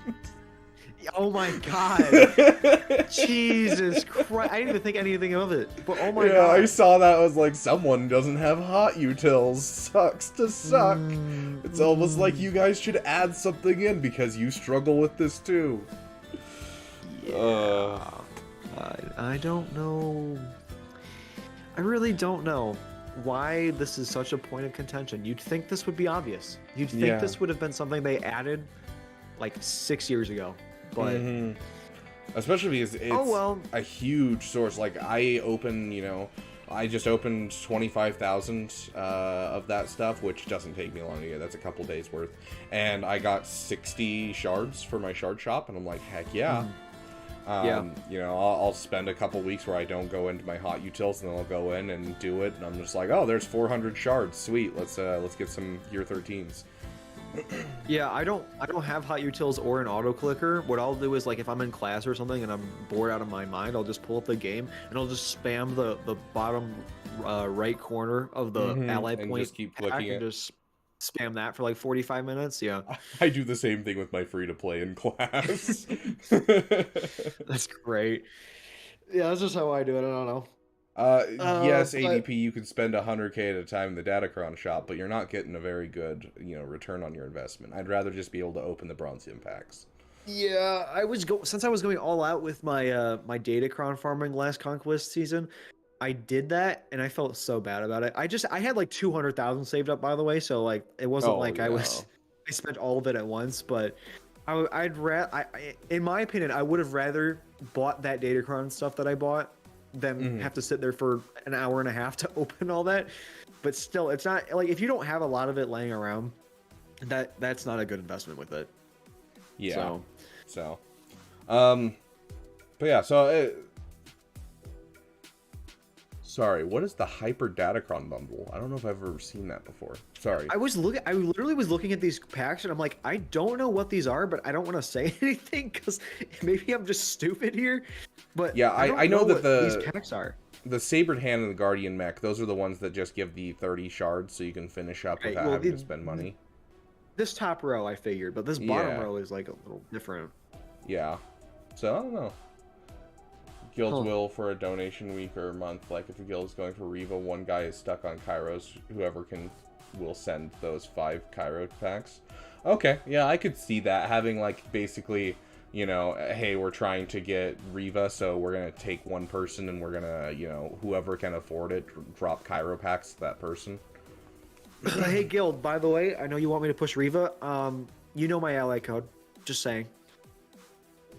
It took me a second because I thought you were going to say, fight me, I'm not doing it. And you're like, you know my ally code. I'm like, it sounds like you're like, you know where I live. And so I'm like, what are you wanting out of it? And I was like, oh, okay, now I get it. Yeah, no. No, my guild required Inquisitors about 6 months ago, and I have a Gear 8 fifth brother. So nice. Yeah, mine are requiring them by June. And so I'm basically going to be finishing up Darth Bane and then jumping right into Boba Fett and Inquisitors for my guild. So that sounds fun. So much. I like to think I'm a good guildmate, except for my Inquisitor farming. So yeah, sorry about that, guild. Inquisitors suck. I can't fit it in my farming plan right now. You know my roster; it sucks. I can't throw in Inquisitors right now. Yeah, it's definitely something that you gotta do like when you have time. Or there is another way of doing it. My one of my buddies, what he's doing, because he's also in my guild and he's in the middle of a whole bunch of farms. He's doing one character for JML and then he's doing an Inquisitor, and so he's just swapping between what he's actually working on and the Inquisitors, kind of thing. Oh, I guess that makes sense. Yeah, and so he's you know very guild focused. I like to think I'm guild focused. I mean, I'm getting the characters they want by June, so. Right. Hey, you're doing third action, right? Yeah, hopefully my guild leader isn't in chat right now. He shows up randomly and lurks. By the way, my guild requires me to put HK47 down on every single territory battle. That's my only assignment every single time is HK47. Every single battle for the last like 6 months has just been HK47. So that's wonderful. Galaxy of HK, thank you for subbing.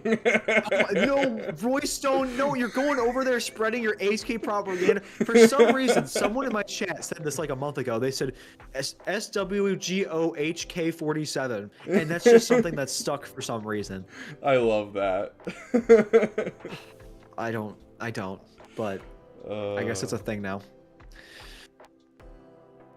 Ideals apparently just did the math, and if 50 people sent one of those packs of the Chirotechs, you'd get 1250 of each of the shock and computers. Oh my god. So literally everyone spends $5 on one person, and all of a sudden that person has over 1,000 of each Chirotech. You know, that actually would kind of be fire. Like if you if you did a rotation of people that were all light spenders and did that, I mean, that'd be kind of crazy, actually. Yeah, just like basically once a month you're getting an extra, 1250 Kairos. Yeah.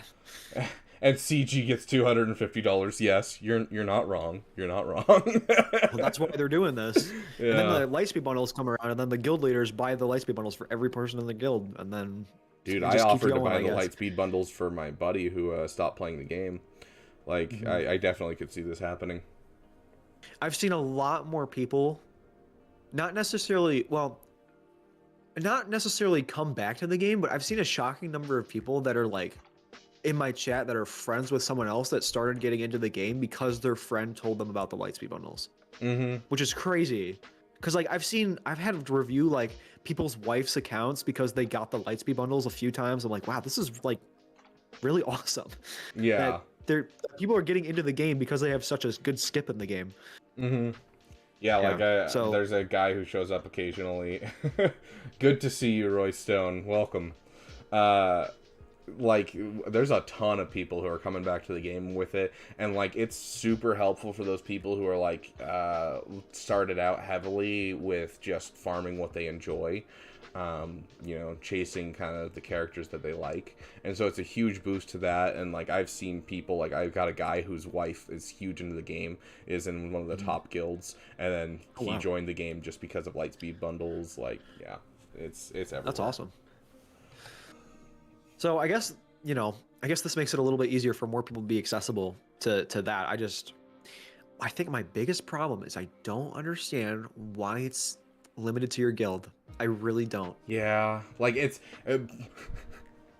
profit is profit, CG. Let us spend on other people. Let us spend money on your game, please. Yeah. I talked about this in my Road Ahead breakdown video, and someone commented that they couldn't do that because of credit card fraud, and I'm like, it's the same. I mean, yeah, I don't it's the remember same what thing they as in a said. guild. It's if you're gonna, I mean, they already are opening that door. Like you're just that doesn't change it.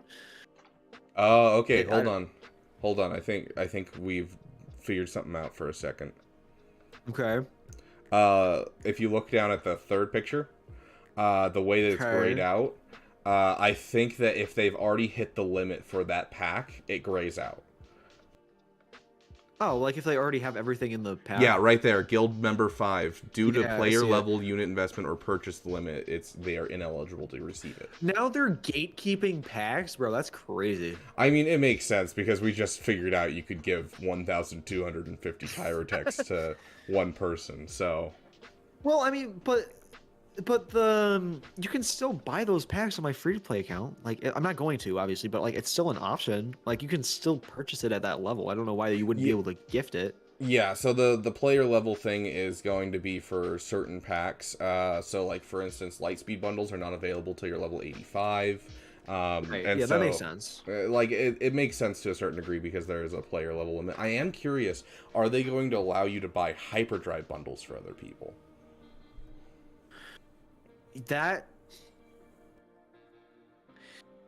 Now, the issue with that is that with the hyperdrive bundle, you'd have to be in a guild that has people willing to spend that kind of money on someone else, and you're under level 85.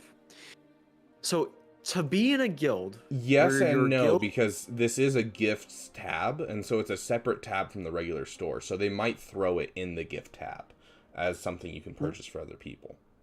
I see what you're saying with that, but let's think of the scenario here. You'd have to be under level 85, get accepted into a guild that has officers and a leader that are purchasing regularly for their players.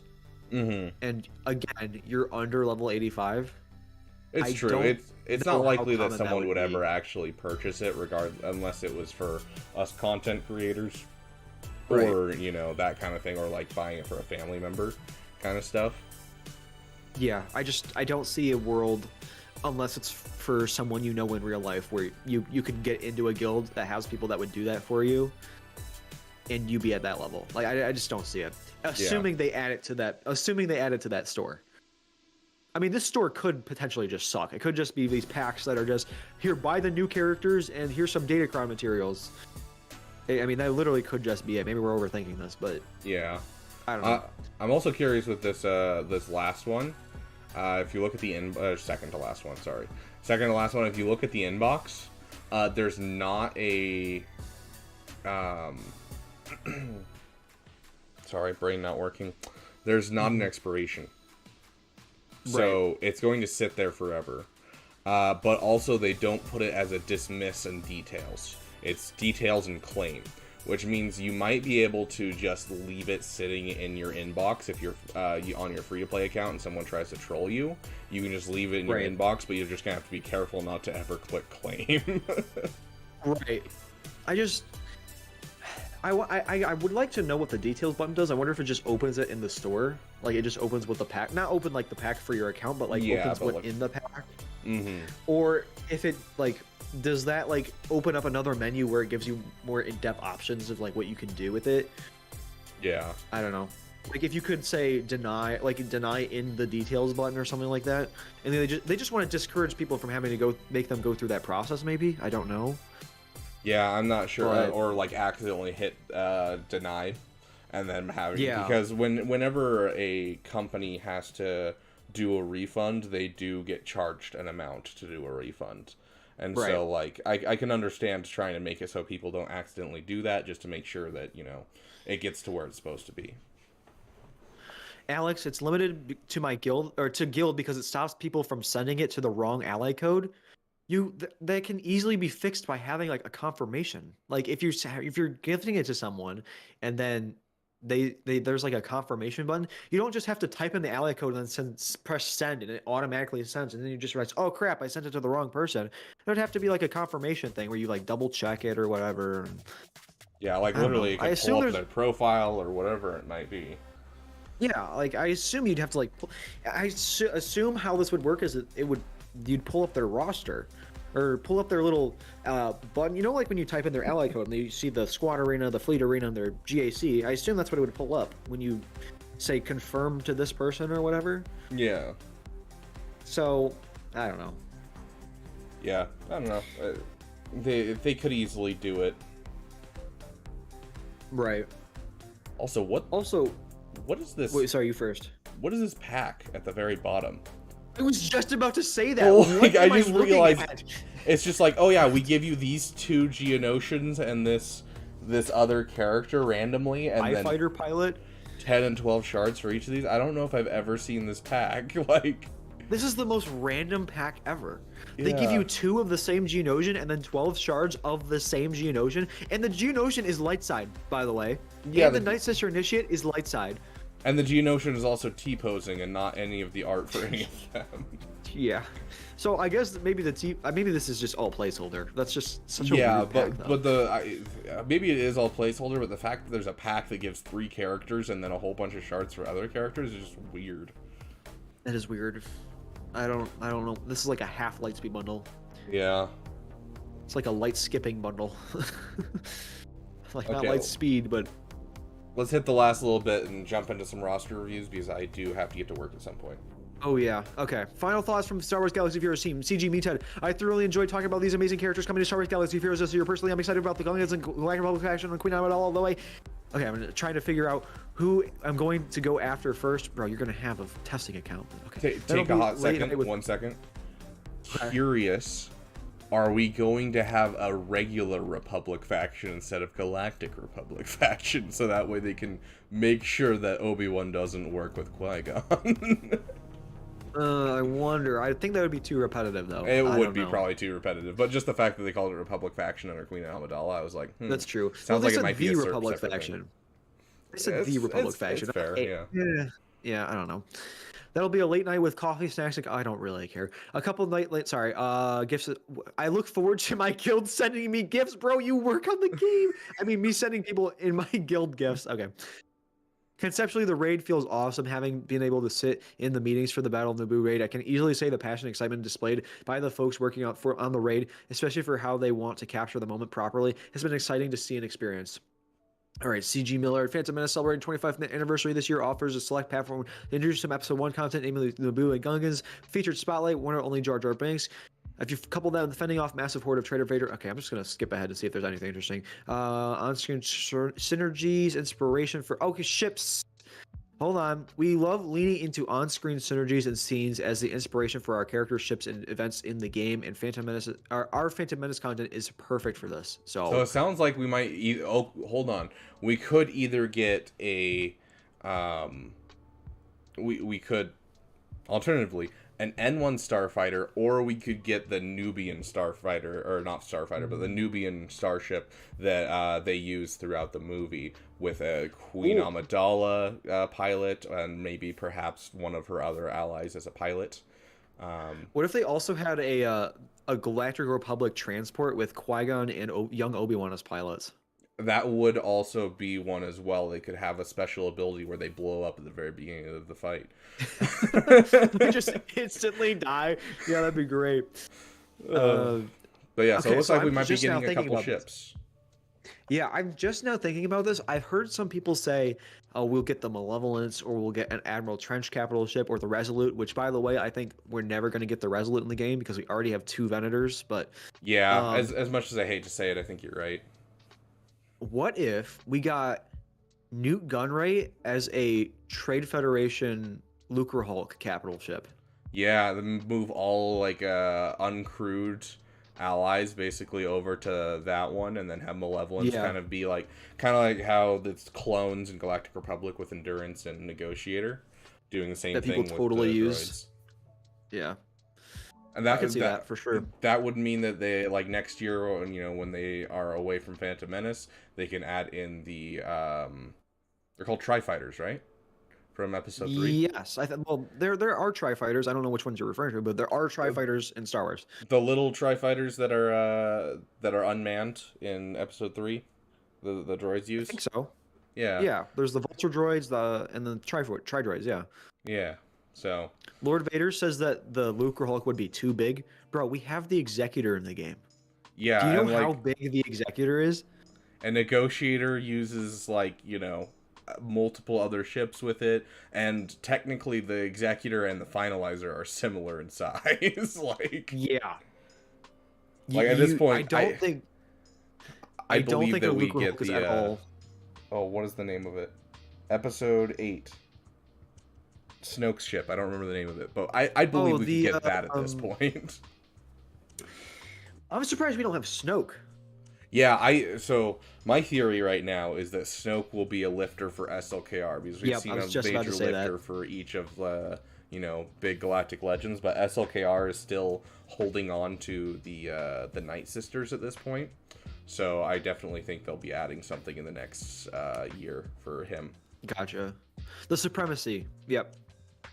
The Supremacy. There we go. Lalana again spitting facts here, saying I doubt we'll ever get a Newt Gunray capital ship just because CG don't like giving capital ships to people who are already invested in gear, and Newt, for everyone who's gone for Lord Vader, has them at Relic 7 already. But Right. that's the problem. Everyone besides Arnold and Lord Vader, Best GL, does not have Lord Vader. So Also true. so that's an on-ramp. Like, There you I go. cannot tell you how many Kyber accounts that I have done roster reviews for, where they're like, I mean, you have all the Galactic Legends for Lord Vader, so you could go for Lord Vader, but I suggest you go over here instead. Yep. Not exactly the most helpful in Kyber at this point. Yeah. Anyways, let's continue here. CG Coffee, Jar Jar. I'm ecstatic, and we're going to give him. We're getting him into the game along with the Naboo environment and the Queen herself. The Phantom Menace is a soft spot in my heart, and a lot of the team and our players grew up watching it. So there's no way we were letting the anniversary go unnoticed. It's been a joy watching the team work through all the ideas they had to bring some of the excitement in episode 1 to life in our game, and we can't wait for you to get your hands on it. And with that, so ends the road ahead. Blah blah blah blah blah. We're gonna have some stuff going on in the near future.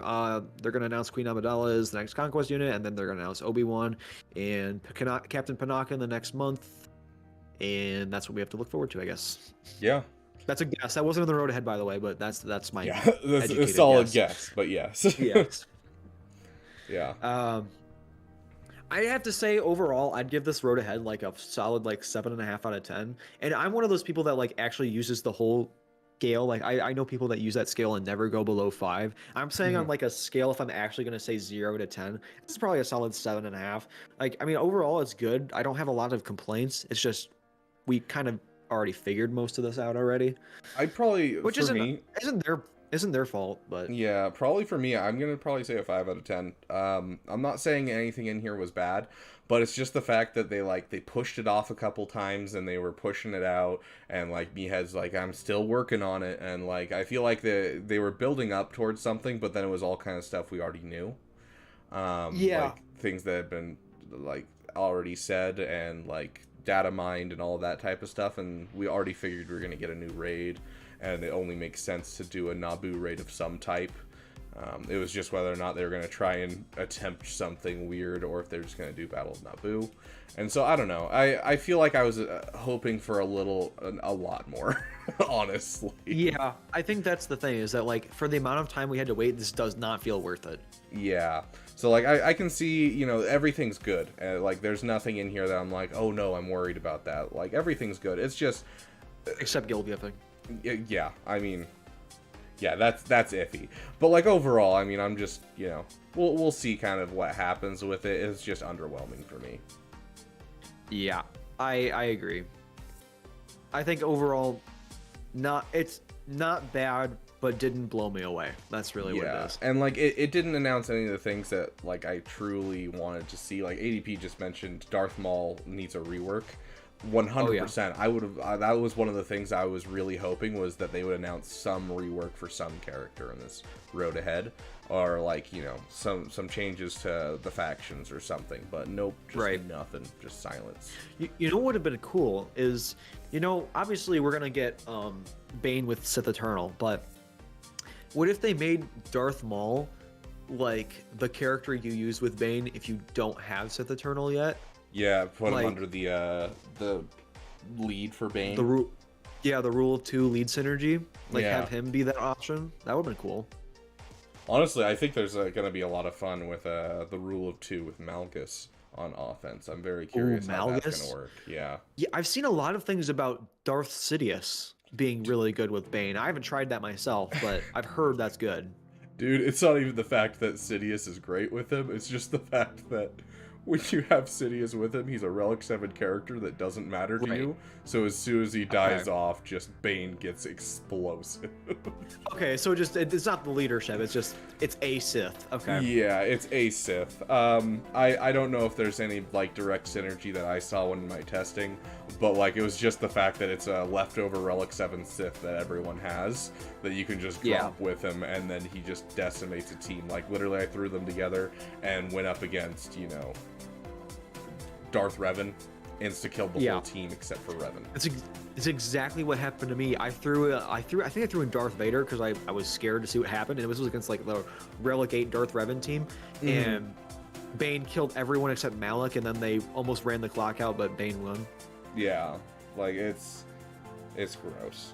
And so I don't know what we'll actually use him with, and it's hard to get a full idea of the testing when it comes to Conquest, because you have the leadership active of the character as well as the leadership active of Bane in Conquest. Right. So that's why I did a little bit of quite a bit of my testing with just what is his name, Marauder, just because then he wouldn't have a leadership, and then he would be, you know, Relic 7. So.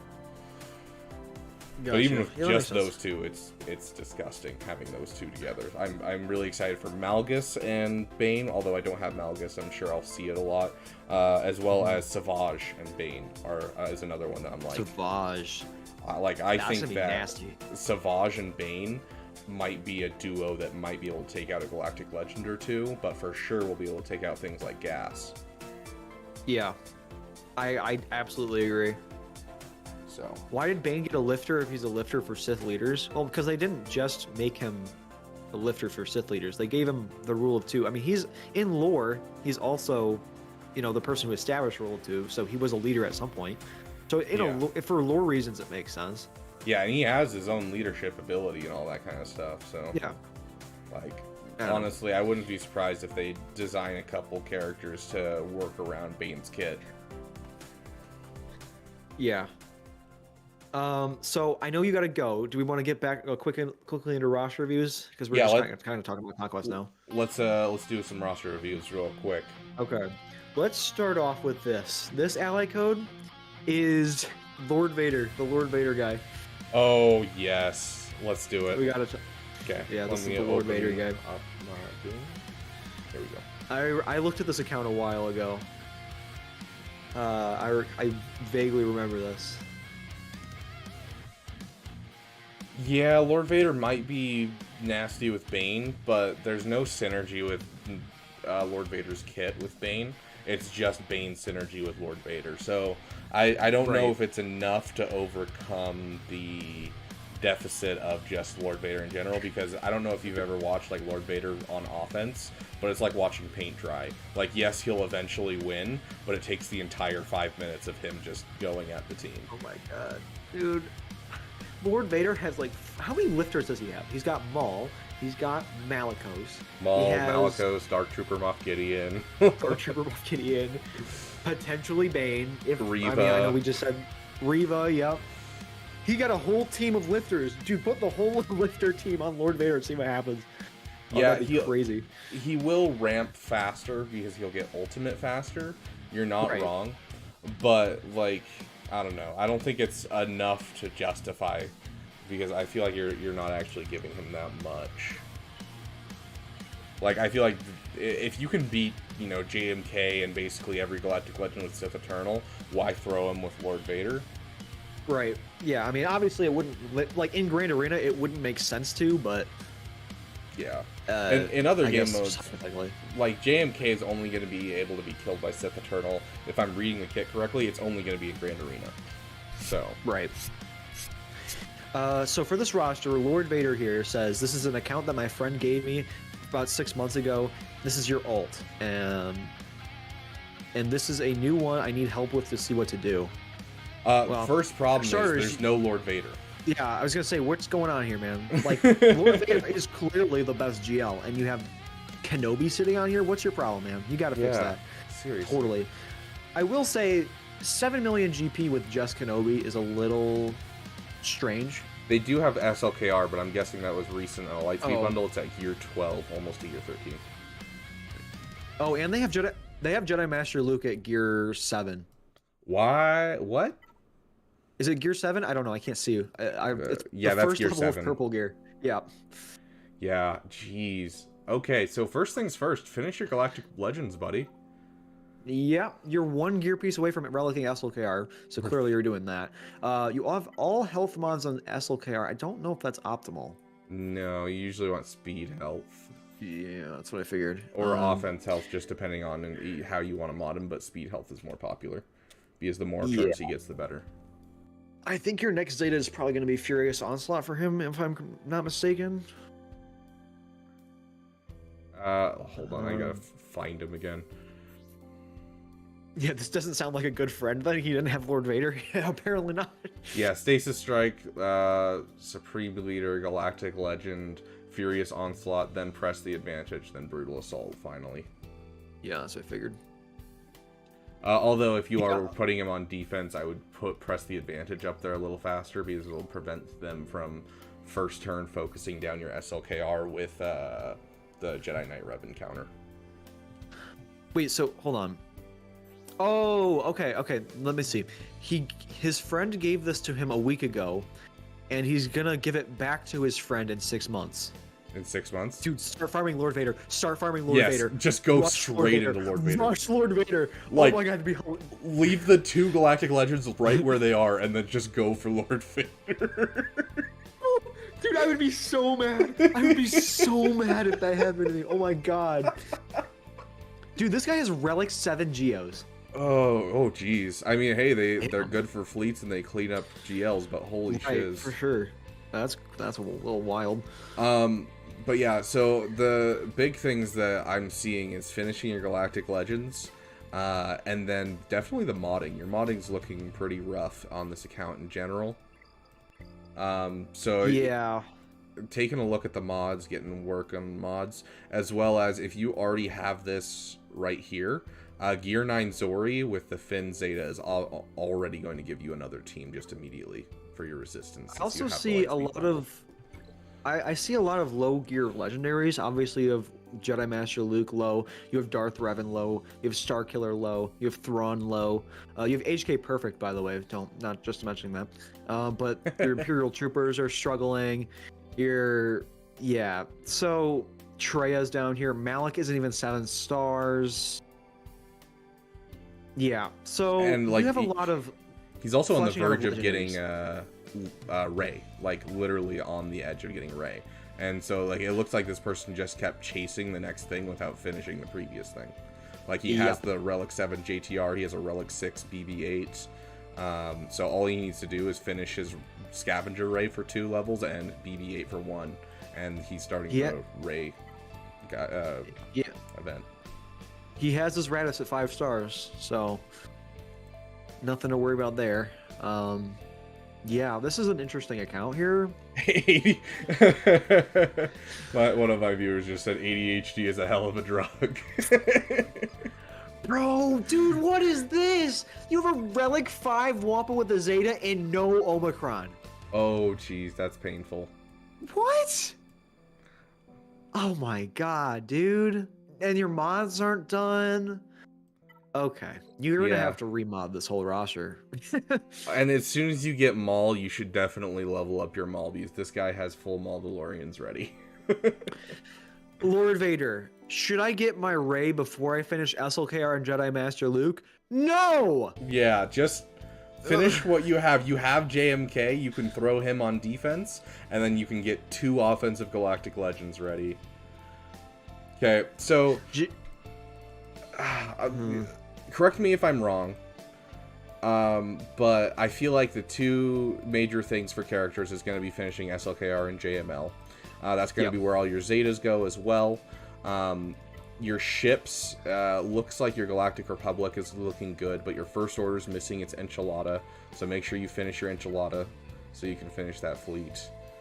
Your mods need work. If you need a good video, I do have a mod farming video that just will give you a solid filter to follow, so that way you can filter your mods and make sure you're not over investing in the mods you do get. Yeah, Rabbit Beaver's smart, and I'm just kind of like dumb and like having fun in the game. So if you need help with like that kind of stuff, go check out his stuff. But yeah, so I'd finish those 2 GLs, get your Enchilada, as well as finish this Executor. You are on the edge of an Executor too. Oh wait, hold on. Let me take a look at those bounty hunters then. Yeah, like Oh, dude, come on. You're right there. Yeah. Okay. like you have a We Razor gotta do- Crest done, you have an IG 2000. All right, I'm pulling out the notepad. We're gonna get a farming order for you. When I pull the notepad out, you know this is gonna take a minute. SLKR first, Jedi Master Luke second.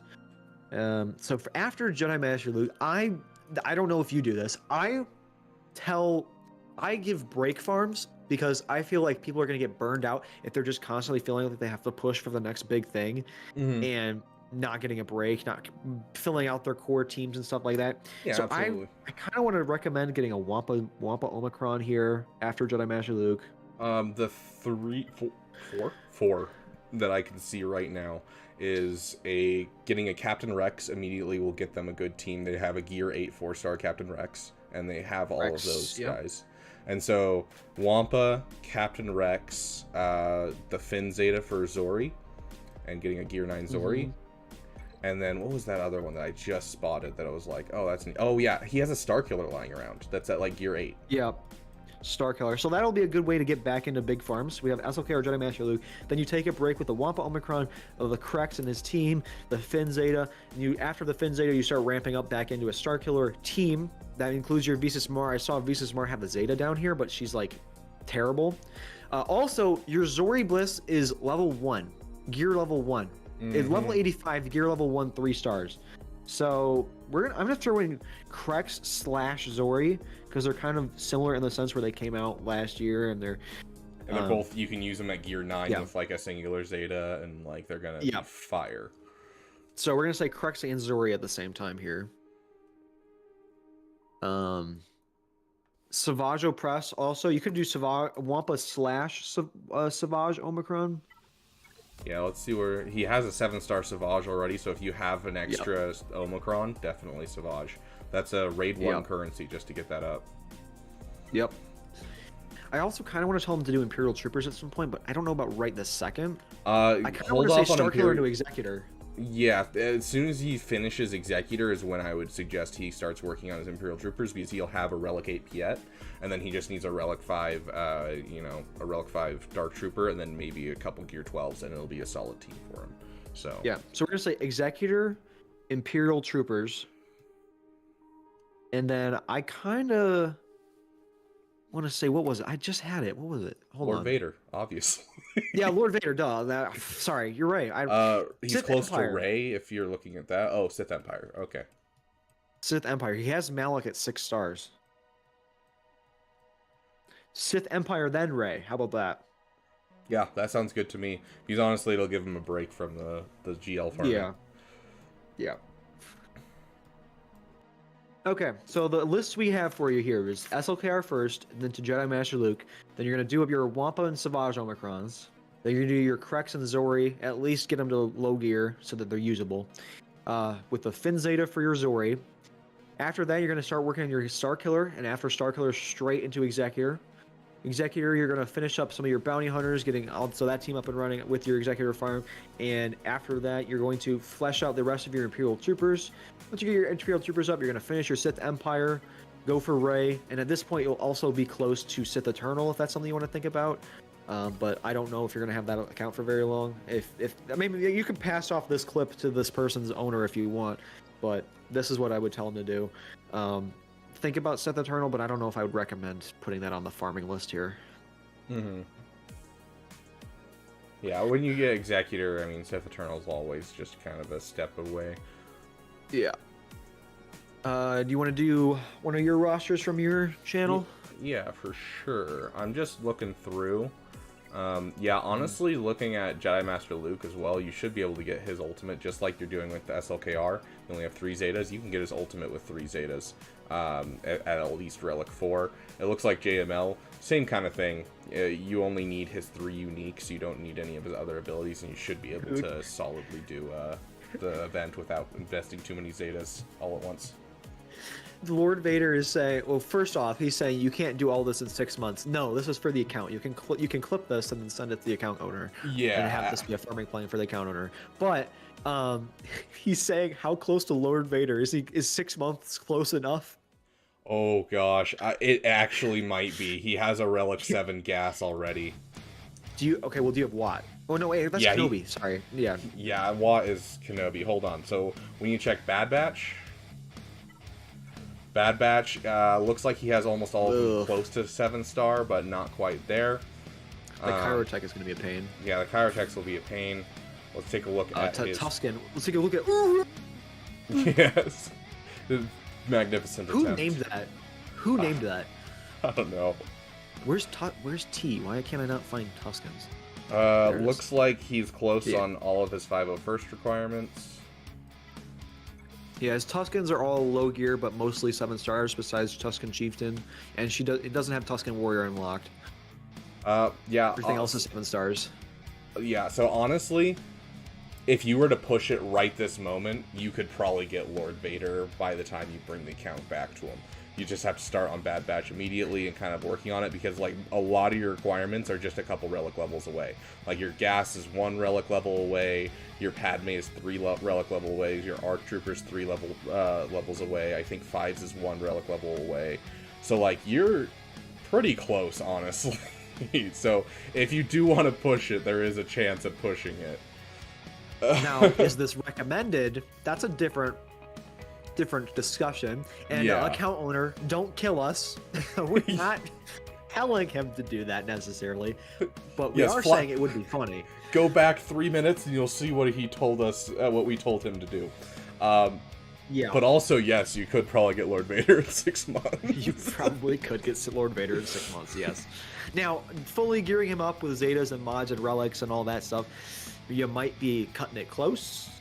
Mm-hmm. But well, I guess it depends on how quickly you can get Kyrotech on this account. That's really what it comes down to with the Bad Batch here, right? Yeah, that's like the big bottleneck is just the Bad Batch is all Kyrotechs. Like the Bad Batch is the only thing that you need to finish. So it's like basically going for the Inquisitors when it comes to Bad Batch. It's actually a little less Kyros overall. Character Gaming, by the way, welcome. I've seen you in the chat. I just haven't said hello to you yet. But Lord Vader says, "Sweet. I don't think he'll trust me after this." And Lord Vader says, "Yeah. And if I don't finish Bad Batch, I can say I'm building them for negotiation." Perfect. This is awful. Oh my god. All right. Lord Vader rush account, I guess. Account owner, we did not tell him to do that. Yeah, not one bit. All right, let's take a look at your next roster here. Who's this? This is Nick. Nick, are you still here in chat? Oh, is it the Nick? Oh, I think I know this guy. It's Nick Soteropoulos. No, Okay, no, I I'm know a guy where his name is just Nick. it's Nik. I'm not Okay. sure. I Yeah, have a he's still dude here. in my chat.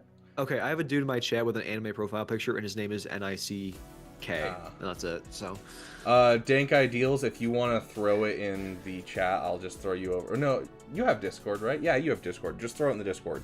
That's right. I'm thinking of Swago Gameplay that doesn't have Discord and is too old to care. Okay. okay, well, So, this Nick said, came back to the game last April at 1 million GP, going for Giant Master Luke and then Inquisitors for the guild. Dang, that's rough, buddy. Whoa, hold on. Yeah. Did you say he came? Wait, hold on. He started a year ago or came back a year ago? He came back to the game at 1 million GP last April, so about Oh 9 my months ago, God. 10 months ago. Dude, that's 4.4 million GP in 10 months. That is insane. I mean, on Lightspeed bundles, still won't even carry you that far. Yeah, it's still a good and solid amount. Yeah, that's definitely Lightspeed bundles because his pilots are Relic 5. Right. I I mean, he has all the Lightspeed farms. He has Ray, SLKR, Starkiller all done already. Well, I mean, I don't know about their teams, but he has the characters. Well, Ray is missing a Zeta. And... let me guess, basic? Yep, basic. Yep. What do you think about those mods on that Ray? Is that the right set? I know that this SLKR looks good to me, but Yeah, offense what about help. that Ray? Yeah, you want... you could use a bit more offense. Over 10,000 is kind of your goal. But honestly, solid mods over 500 speed, yeah, that Ray looks good. Yeah. Okay, let's take a look at... I want to see what Ufu you use with your Starkiller team. Does not have Visas Mar, so I assume, like, Stick Ray or something. Does he have Cal? Nope. Dang. Dude, solid speed on your characters. You mod really well. 351 on Amara Jade, 340 on your Piet. Like, solidly modded, dude. I'm impressed. Look at your... What's your Hux at, then? Hold on.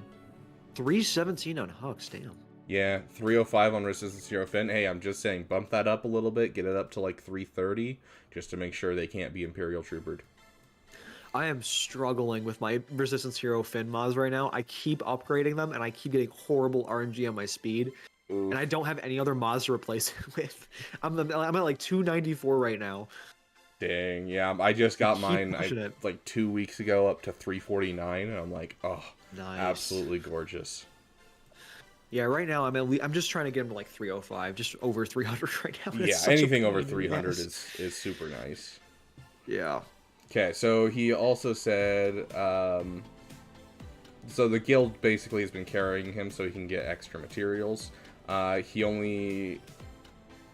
So he's using his Get One for Malik and Gas for the next few months. Okay, so I assume but that he wants to know has which that. one he wants to get up. And then any other advice would be helpful. Okay, so something heavily to consider is the fact that we just read that road ahead. So, I depending on where we go from here, if you're farming, well, actually no, it is definitely gas. So if you look at his Sith Empire and you look at his Galactic Republic, it's Yeah, definitely he's Galactic definitely Republic, yeah. closer to Galactic Republic. Not even just because you're closer, but also potentially viable in the future in this year. So, well, I mean, Yeah. obviously he's viable, but like has more uses this year. Yeah, So so I- if you're looking at which one you want to do, you're not only closer, but it's also probably going to be more helpful in the future because of, what's happening.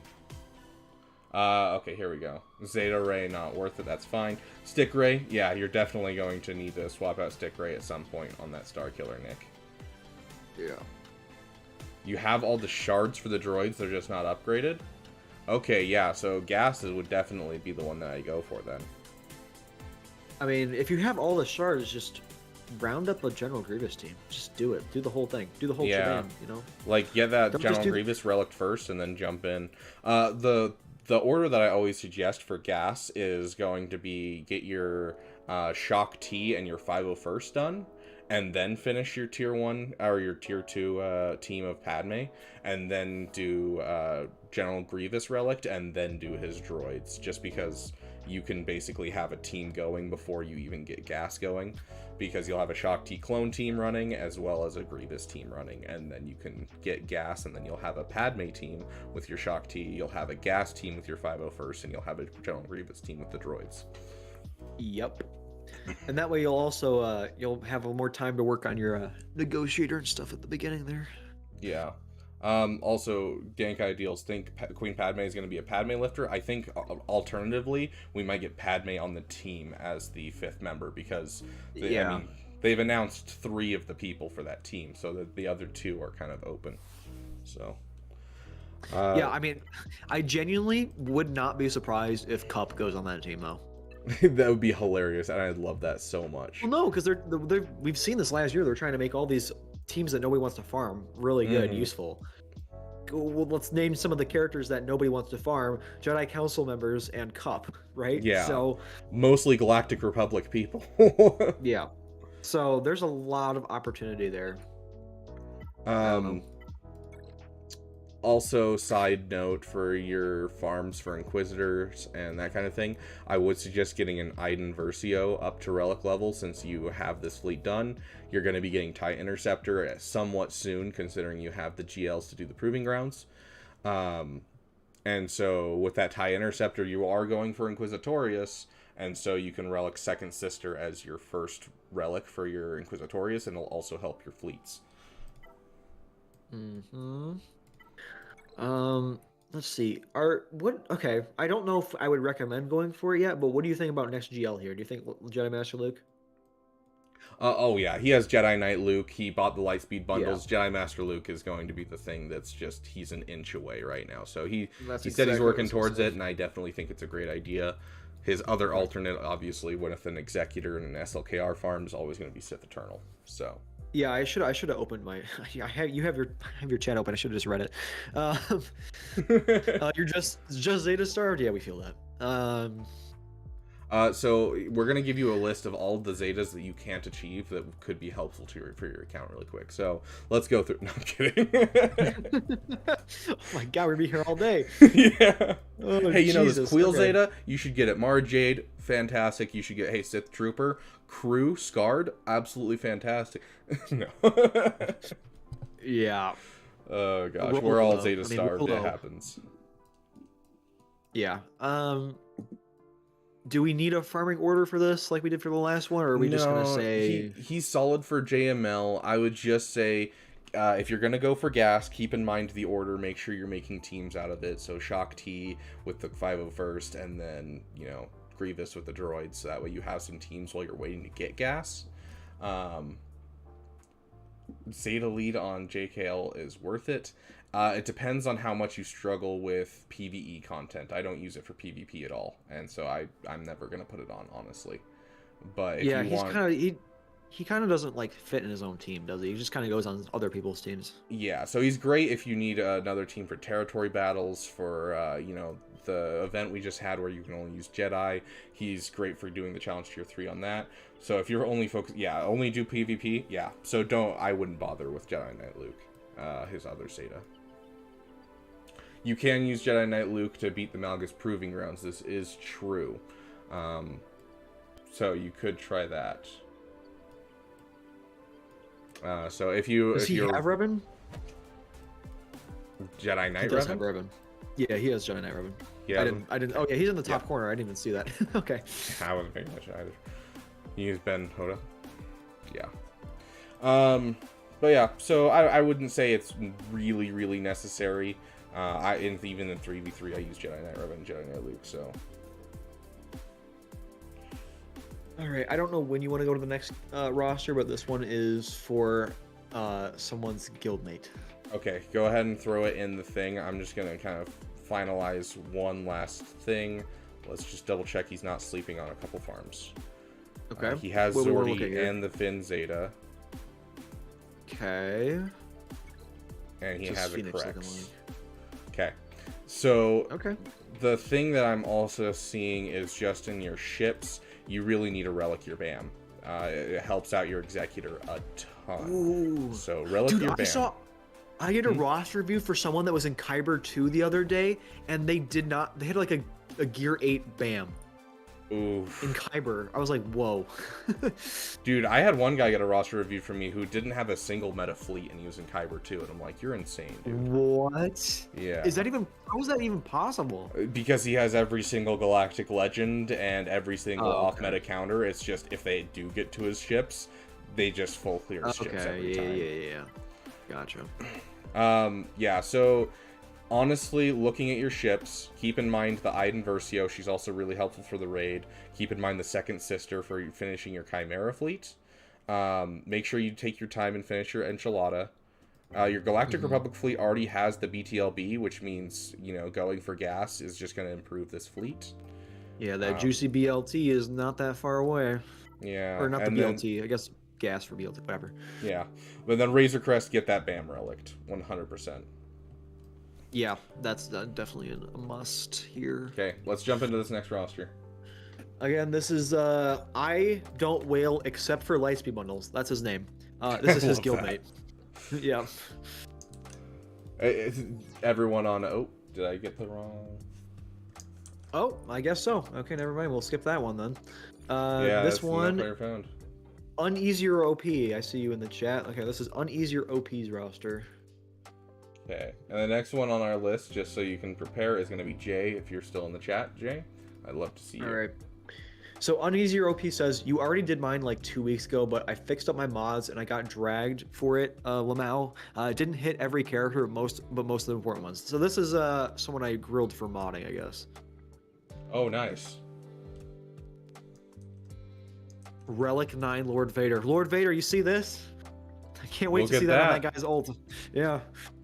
Ooh, Dude, Maul putting the Relic 9 Inquisitors. Imagine handing your account off for a little bit and coming back to a Relic 9 Lord Vader. Oh my god. All of your materials are gone just because of Lord Vader. That would be crazy, dude.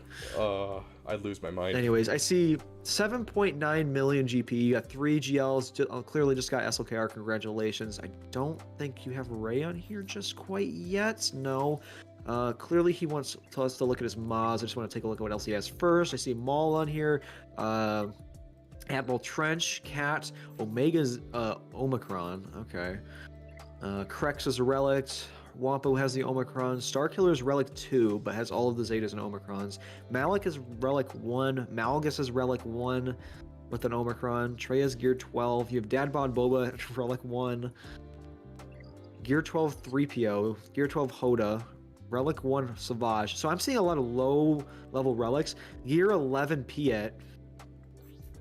Gear 11 Han Solo. Gear 11 Mando, or 10 Bam. And 11 Zor. Okay, so I'm just seeing overall, basically, lots of low-level stuff that maybe shouldn't be low-level. Yeah, so I would probably say after you finish your SLKR grind for that ultimate, probably take a break for a little bit and finish some of these teams. Get like Starkiller up to Relic 5, Giant Revan up to Relic 5. Your CLS is Gear 13. Yeah, that should definitely be at least Relic 3. Hold on, let's check his Rebels, make sure that he has a 3-POC lying around. He does have a 3-POC and it's 7-star. So yeah, okay. with 3-POC, with a relic, any relics you put into CLS immediately makes the whole team beefier. So it's very important that you get that relic level up on CLS, at least to 3, maybe to 5, just to get a start on it. Let's see your mods on your SLKR here.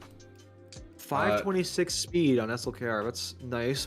Probably an improvement if I grilled you for those. Overall, like I'm looking at your mods, it's kind of weird. I think Echo actually has more speed than your GLs. Yeah, What? Echo has Whoa. more speed than any of his GLs. Okay, I'm sorting this by speed, but you're talking about extra speed, I assume. Yeah, extra speed because he's GLs will always be 361. faster. Yeah. So Echo has an extra 163, and the other 3 all have under 140. It looks like. Your gas is Relic 8, but it's kind of... How fast is he? Just 302 on your gas. Although he does have a fast Rex, which is kind of what you want That's for that true. team to pump the turn meter. The one Right, thing that's that I'm true. seeing in this top echelon, though, this Cat is kind of slow. I would like to see Cat up closer to Echo. Swap out like the tenacity mods for some speed mods. Yeah. because she should be in like the 330 to 350 range. If I'm going up against your account right this moment, I'll take in my Gear 12 Ara Singh and my Gear 12 Zam Wessel, and then the rest of my Relic crew, and I will insta-kill your Commander Ahsoka Tano with my Bounty Hunters easy. Like... Yeah. And also, she's Relic 3. Yeah, she's also fairly low Relic, which means I'll probably kill her off with my Mandalorians pretty easily, too. So... Yeah, we need to fix some of these Relic levels here. That's kind of the big thing. So, after SLKR, you can go for your next Galactic Legend, which obviously is probably going to be Rey, considering you've got Lightspeed bundles. Yeah, I'm seeing a lot of Resistance. Yep, they've got everything. They have Jedi Training Rey at Gear 12, BB-8 Gear 10, Zorii Bliss at 11, and 3PO is Gear 12. I do like seeing Finn and Zorii here, although Resistance Hero Finn needs to be the fast one, not Finn and Zorii, which is what it's at right now. So, yeah. Remod your Resistance Hero Finn. But yeah, honestly, after SLKR, instead of jumping into Rey, I would probably take some time and just finish some Relic levels and some characters. Yep, agreed. Let's see, for fleets, you are missing the Echelon, which is desperately needed. I do like the look of your Galactic Republic fleet. It looks sexy. You're close to an Executor. Another thing to add to your farming plan. I'd probably put that over Rey, honestly. Oh yeah, you're right around the corner from there. Yeah. You also don't have a Relic Bossk. Forget Relic Bam. You don't even have Bossk. That's kind of a wild. A bit of a red flag in my head. Yeah, that's crazy. Houndstooth is like the best tank in the game for plug and play. Yep. Plug Houndstooth on any fleet, and it's going to be moderately more annoying than it would have been without. At least. Yeah.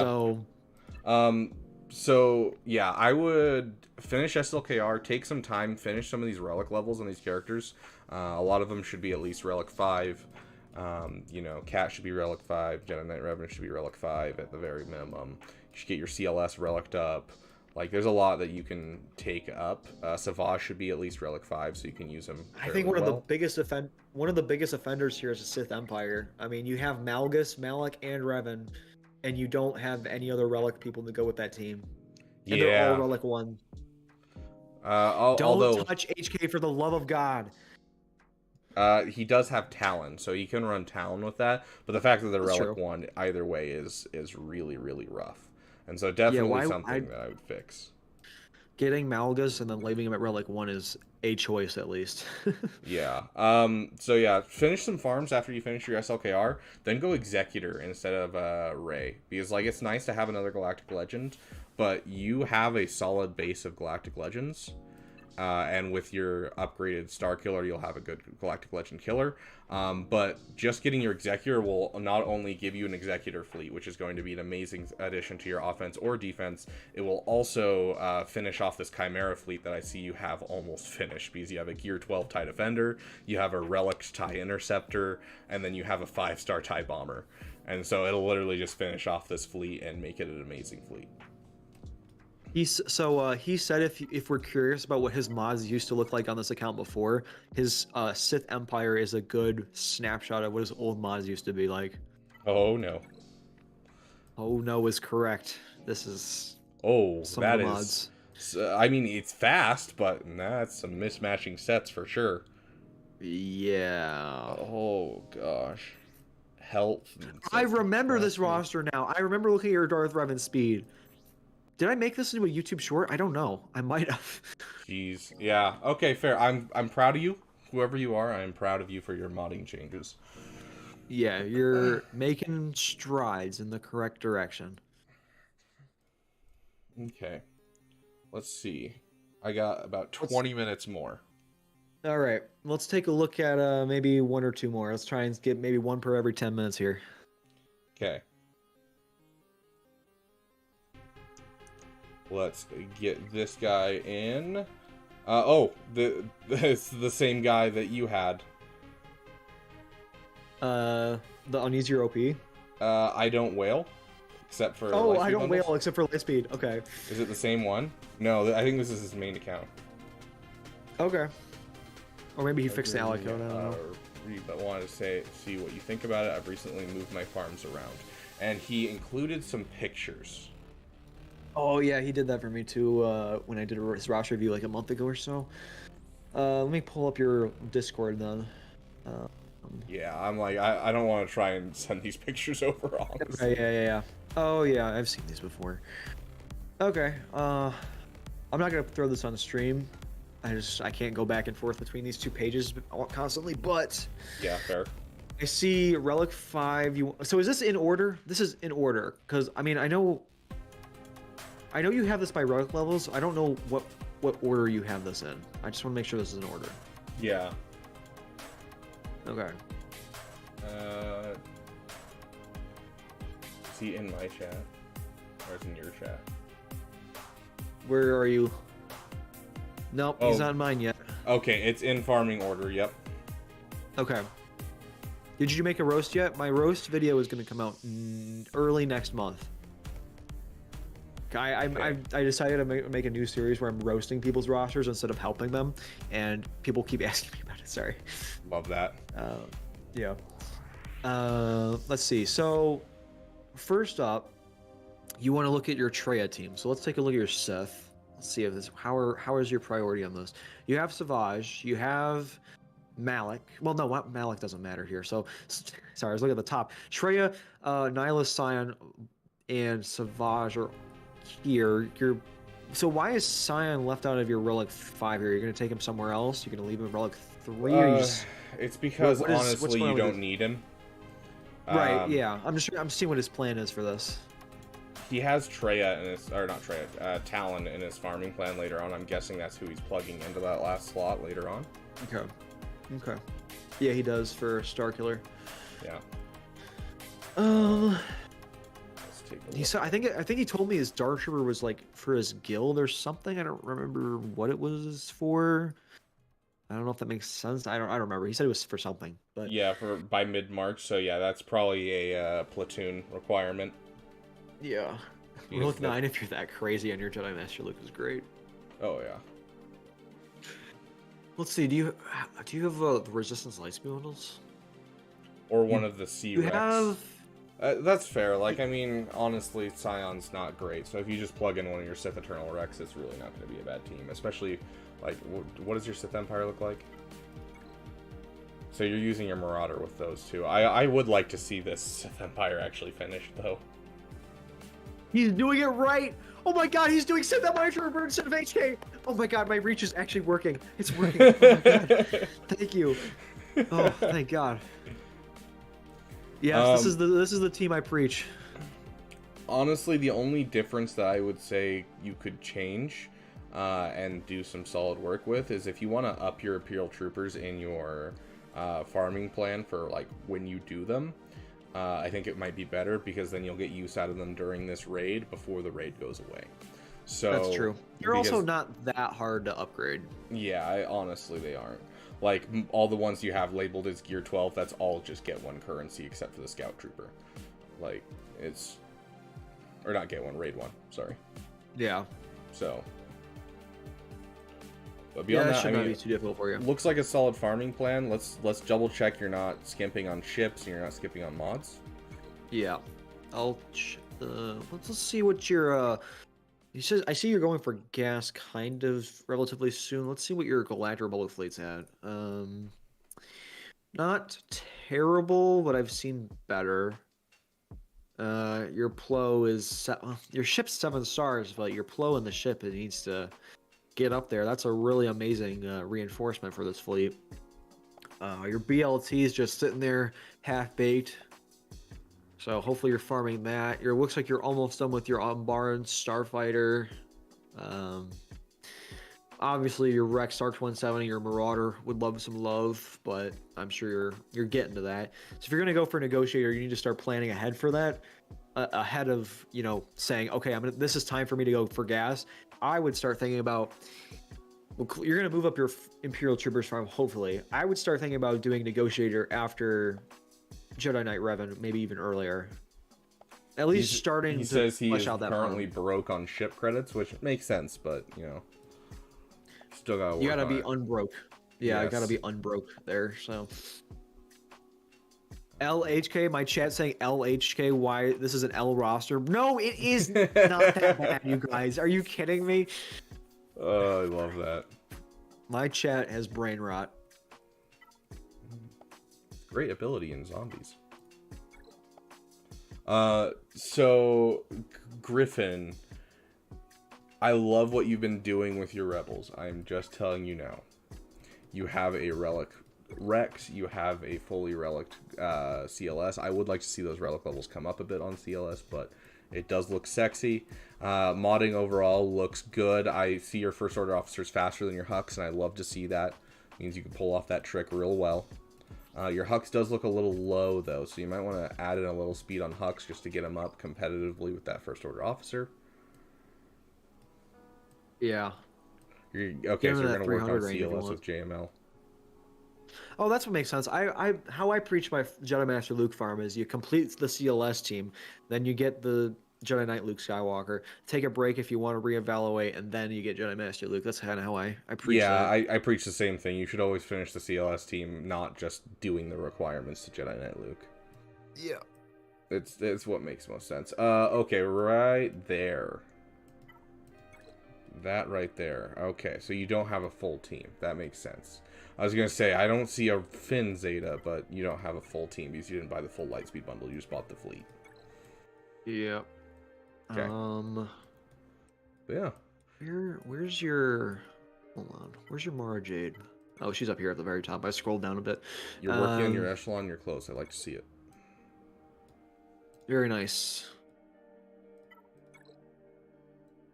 Getting close in the hyena. Looks like you're spreading yourself out a bit on the fleets overall. So try to focus down and finish a fleet before you kind of go for all of these, because it looks like you're working on Hyena and the Malevolence fleet, as well as working on the Galactic Republic fleet, as well as working on your First Order fleet, trying to finish that. And so it looks like you've kind of spread yourself a little too thin, which is probably why you're out of credits. So yeah, I would focus up on Hyena Bomber because you're like right there, and then finish. Well, maybe if you want to finish up a First Order fleet, you can, depending on how. It really depends on when you're targeting gas. Because if you're targeting gas soon, you need to start finishing up your Separatist and get into Galactic Republic. If you're fine with waiting on gas, which I don't know if I'd recommend after this road ahead, but if we're gonna wait a while on gas, then finish up that First Order. Hey, Black Knight, welcome. Yeah, and you know, honestly, your First Order is basically done. It's just getting the echelon up, so it's not going to be extra credits besides leveling up the star levels. So focus down that's not gonna take finish, and just kind of like don't separate a ton. So either focus down Malevolence and finish it, or focus down Galactic Republic and start working hard on it. You're getting your Interceptor after the next Proving Grounds. That's a lot of credits. Start saving up now. Consider, what is it? Is it the Cantina that you can purchase fleet credits?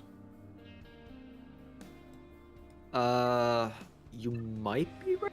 Yes, Cantina. So you can purchase fleet credits here if you want to, boost your stuff a little bit. It's, hard, but, hey. It'll at least give you a little bit more because you're going to be struggling for a while, it sounds like. Yeah. So you got like 10 minutes left, right? Yeah, I got about 10 minutes left. All right, let's do last one for the day here. Character King. Okay. He's got a whole little spiel I'll send you in a second here. Character King, Hyperdrive and Lightspeed only. Took 6 months off and missed Rey and Starkiller Lightspeed bundles. Just unlocked gas. Will be working on Bo-Katan and Jedi Master Kenobi while gearing up 501st. So this is an interesting plan here. Yeah, working towards Bo-Katan is wild. Yeah, I mean, hey, if you want to push for it, I don't know if I would discourage it. Just kind of like, here's you the gotta thing. moderate yourself here. That's like unrealistic. We don't shame peepees here. Peepees are fine. Passion projects are always fine.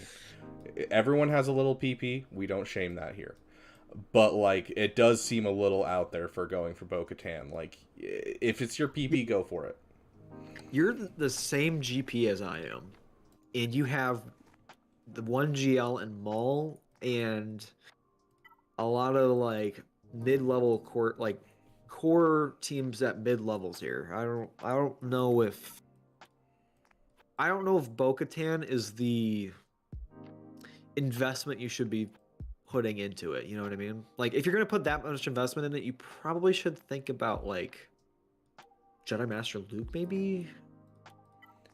He's close to JMK. It looks like. Let's check his Galactic Republic. Kenobi. Let's take a look. So yeah, he He's already got has the Relic Bo-Katan. Qui-Gon. He's got the 2 Relic 8s he needs. Let's check His Watt is 6 stars. Ooh, that's rough. Hopefully you're getting Watts soon, because that's kind of the big thing that keeps you away from JMK. Mm-hmm. Oh, speaking of Separatists, really quick side note: Relic your Magna Guard, and then drop. I can't tell. I think that's Gear 9. It might be Gear 8 on the Newt Gunray. Bring him up to Gear 10. Drop the Zeta on him, and you immediately have a JML counter and a Star Killer counter, whatever you need him for. Since the Droideka Omicron is not usable in GAC. Alternatively, you could work on the STAP, but that's kind of chasing the meta, and it's going to take you a long time, and you're already looking at chasing some single drop characters. So all it takes is Gear 10 and a Zeta, and you have a fantastic JML counter. Yeah, so let's see. Let me reread what he's saying here. So he just took 6 months off, missed Rey and Starkiller. He just got gas, and you're going to be working on Bo-Katan and Jedi Master Kenobi while gearing up 501st. So he's doing Republic stuff, and then Bo-Katan is a PP here, basically. Yeah. Got it. Which it looks like Mandalorians in general are a PP. So here's the thing. Immediately, what I am seeing is a couple holes that you've already invested in. I am seeing a Gear 12 Gar Saxon, a Gear 12 Imperial Super Commando, when you have a Maul team at Relic 7. Dropping the relics on them will immediately allow you to take down JMK, no problem, and it's just fantastic characters to Relic, especially for a fleet. Savage, you have at Gear 12 with the Zeta and Omicron. Get them up to Relic 5. And then Wampa is also at Gear, 11? No, Gear 8. Gear 8 with the Zeta and the Omicron. Oh, jeez. With 7 stars. And so those 4, I would say, are like Relic now before you continue on your other projects. Because Wampa is a full team. Savage is a full team. Like, dude, these Wampa mods, oh my god. Oh, is it bad? It's not good. It could be worse, but it's not good. Yeah, that's rough. A crit avoidance arrow, offense, potency. Yeah. So take a look. I don't know if you have. Sorry, I don't remember your name, whoever you are. But take a look at swago.gg and remod a bit. If you need some help with modding in general, go check out my mod farming video. It'll help you farm good mods. Yeah, piggybacking off of invested teams, there's Chupio is kind of down here. I see Jolie Bindo's down here. I believe you have Jedi Knight Revan. You said you're working on your 501st, so that's good. I mean, they're down here as well, but what was it? A Sith Empire is down here. I don't know if you said that already, but Sith Empire. Your HK is perfect, though. Love your HK. That's great. As long as it's at the bottom of the roster, we're good. Yeah, your Mara Jade makes me want to cry, but, you know, such is life. Okay. I hope you hoarded up enough materials for your gas here.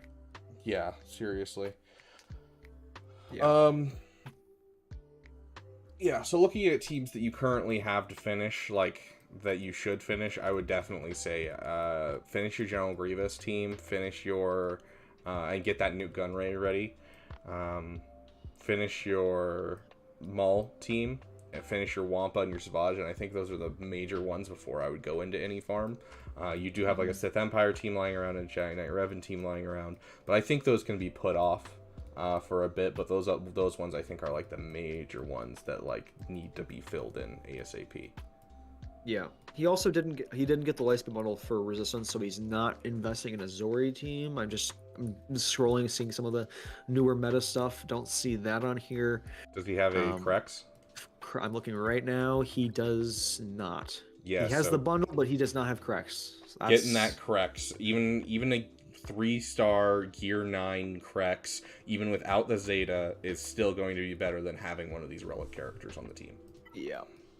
let me pull up what he's saying in chat. Hold on. We've kind of just been going off. Let's see. Character Gaming says ships and Mandalorians were the focus, and he's 2 months away from Watt. Okay, 2 months away from Watt. So yeah, JMK sounds like a fine farm for him. But yeah, so it sounds like you just need a couple things filled in. I also want to say you have SLKR, and you almost have it worked out on your speeds. Please get your first order officer just slightly faster than your Hux. It'll help a lot in proving grounds and a lot of other counters.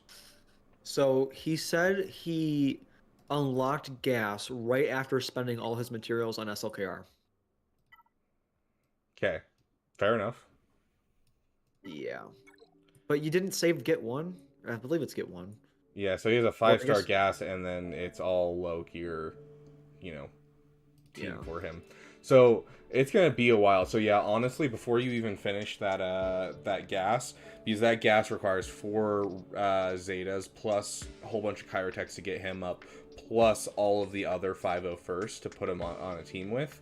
I would suggest finishing those, those ones we talked about. Finish your Mandalorians, finish your Grievous, finish your Savage, and finish your Wampa. And after you finish those, 100% fully invest into that 501st team, because that 501st team has a lot of investment that's going to take up. Breed. What's your CLS looking like? Did we look at this yet? CLS 4, Han Solo 3, Chewbacca 3 with no Zetas, 3PO at gear 12, yeah, and 2PO gear 11. That's another team that could work on. About to finish your BTLB. I'd love to see it.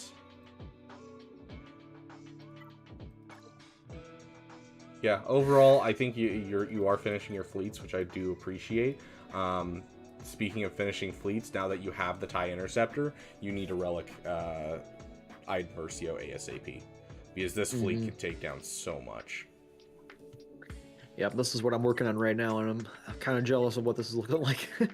Yeah, like I literally, spoiler alert for those who watch my channel, I'm about to release a video on the Chimera fleet and just Empire in general and how versatile they are, because it's just like I can beat all 3 of the meta ships with, Chimera and Executrix. Yeah, I love the Chimera. It's one of my favorite fleets in the game. Yeah, it's like so fun. I think right now Negotiator and Empire are the 2 most versatile fleets in the game, where they can beat every single other team, just depending on their compositions. Yeah. So yeah. Where's his... Okay, so if he's going for Bo-Katan, I see his Relic 7 BAM. Where's his other... All of them are like low gear, low star. 5-star Paz is not bad. 4-star Grogu. So you're looking at, let's see, 5-star... Kelly B's kind of low, though. 3... So you're looking at about 4 months for Keller and Beck, 5 months for Keller and Beck, and then 3 months for the other 2. And so they're a ways away. Not saying you shouldn't go for them, but it's going to take you a while. So if that takes away from your shard farming for other things, you probably shouldn't do it. But I mean, it looks like a lot of what we're seeing on this account is finishing things he already has, and so it kind of gives him the open opportunity to farm shards for like that. That's true. That's kind of where my situation is right now, where I'm basically what I'm doing is I'm just finishing relic levels and taking stuff from gear 12 to gear 13 and maybe adding one character here or there, but right now I'm just farming a whole bunch of other stuff and then start using in the future. So I mean, I get it. That's what I'm doing right now, is you're finishing up other stuff and beginning farms to look to in the future, but make sure you're not leaving a bunch of stuff behind, because there's a lot of stuff on here. Yeah. There's a lot of potential here. Once you finish off all of the teams that you already have on here, this is a strong account. Oh yeah, 100%. Well, obviously you just need more GLs, but... Yeah, which, I mean, JMK is going to be great for you. I don't know how close you are to Cat, but you need to get Cat ASAP. Which, I mean, if you have a mall, you should have a Cat somewhere. Yeah, I mean, you shouldn't be that far off. Galactic Republic. Let's It's Yeah, I'm not seeing here. a cat. Yeah, Yeah. it's not here. So I don't know where your cat's at, but you need to get that ASAP because your team that you just got, the beautiful Gas, can take down JMK on defense with like a 100% win rate if you have him. So an important distinction is if you don't have Cat, you can actually throw away the ultimate completely. Don't put it on because the moment you put on the ultimate, Gas takes down JMK every time without Cat. So he's oh boy, he's 10 months away from Cat. 10 months. Oof. 10 months from Cat. I used Fleet Crystals for Maul, and your Okay. Interceptor is a 5-star. Oh god. I don't suggest this very often, but I'm going to suggest it to you. You could throw in the $30 each conquest. And the reason that I'm saying for you is because you already have a TIE Interceptor, and it would get you to TIE Interceptor up to 7 stars faster, as well as, you know, getting yourself a Cat, as well as, I'm sure, all the other characters besides Maul you're low on. And so it would be worth it for you more than other people, because, you know, if you only need 1 or 2 characters, it's not really worth it. But, yeah. Yeah, I've done it the last 2 conquest cycles with Darth Bane to get more Bane shards and those extra conquest cycles, and it's nice, but also it's $30. Like, yeah, it's $30. If you can afford it, go for it. If it's gonna wreck your bank account and you eat ramen for the next month, don't do it. That's stupid. Yeah. The Executor Rush is OP, but I can't clear the Interceptor tier. Okay. You probably know this better than I do. What do you need to clear that tier? The Interceptor tier is just rough in general. Especially with SLKR. If you had a Sith Eternal, which I definitely think should be your next GL farm, considering you have an Executor and you have an SLKR, that's like the obvious no-brainer next one. Sith Eternal makes it super, super easy. But I'll do some testing and see if I can't find a good composition. But most of the compositions that I found for TIE Interceptor have just been, I sit there for 80 tries before I finally get it. So in this roster, I'm not seeing a really great way of doing it. If you had a couple more of the Sith Eternal Rex, you can actually, with the Sith Eternal Rex and Amara Jade, you can 3-star it. Or with Sith Eternal himself, you can do it really easily. He says he's using. He says Malik or Bo-Katan could get through this, and is this one reason why you want Bo-Katan, or? I mean, because you have Sith Empire on here, don't you? So why is? So you said, okay, I could either go in your brain. You said, okay, I could either do Malik or go for Bo-Katan, and you said, I have Sith Empire, but I'm gonna do Bo-Katan. I mean, hey, if it's a PP, it's a PP. Go for it. I guess. We can only suggest the most efficient way. We can't suggest the best PP because that's a passion project for you to figure out. Oh, so he's saying he's waiting on a Sith Eternal bundle. Oh, yeah, I've heard that a couple times from some of my viewers. I don't blame you. I've put off the rest of my Sith Eternal farm for the possibility of that, but it's higher up on my farming plan. I wouldn't, if we get to a point where it's like, I need another GL and there's still no Sith Eternal bundle, I wouldn't wait. Yeah, and honestly, basically with what we've told you, just finishing those farms will give you the time to see if there's going to be a Sith Eternal bundle coming out soon. Because, you've got Iden Versio, Wampa, Savage, Mandalorians, and Grievous to finish, and then Gas. And so just taking the time to do those, you'll be farming shards for other things, and that'll give you time to see if Sith Eternal's going to have a pack. So. And this is completely off topic, but I'm looking at our polls that we've both been running for the stream. Yeah. I have 41% of mine saying it's amazing, and you have 32%, and you have 48% saying it's great, and I have 39% saying it's good. So yours out of a 1 being great, 4 being bad. You're at a 2, and I'm at a 1. So. Yeah. I'm gonna end this poll and let's tally the results real quick. I got almost 50.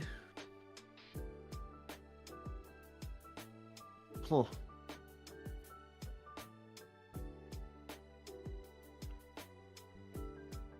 Yeah, so it seems more positive than negative, which is kind of seems to be the thing. I don't know if you watched Arnold's last stream, but I tend to watch most of his streams because I can listen to it while I'm at work.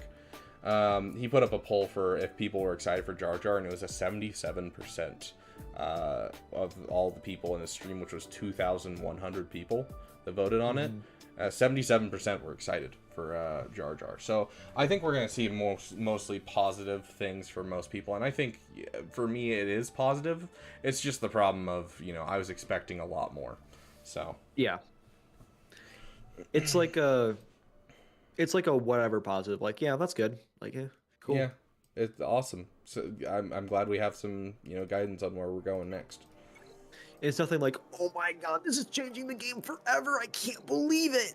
Yeah. I mean, not that that's not happening, but it's just, it's not like jaw dropping, I suppose. Yeah. Yeah, it is all kind of expected. So.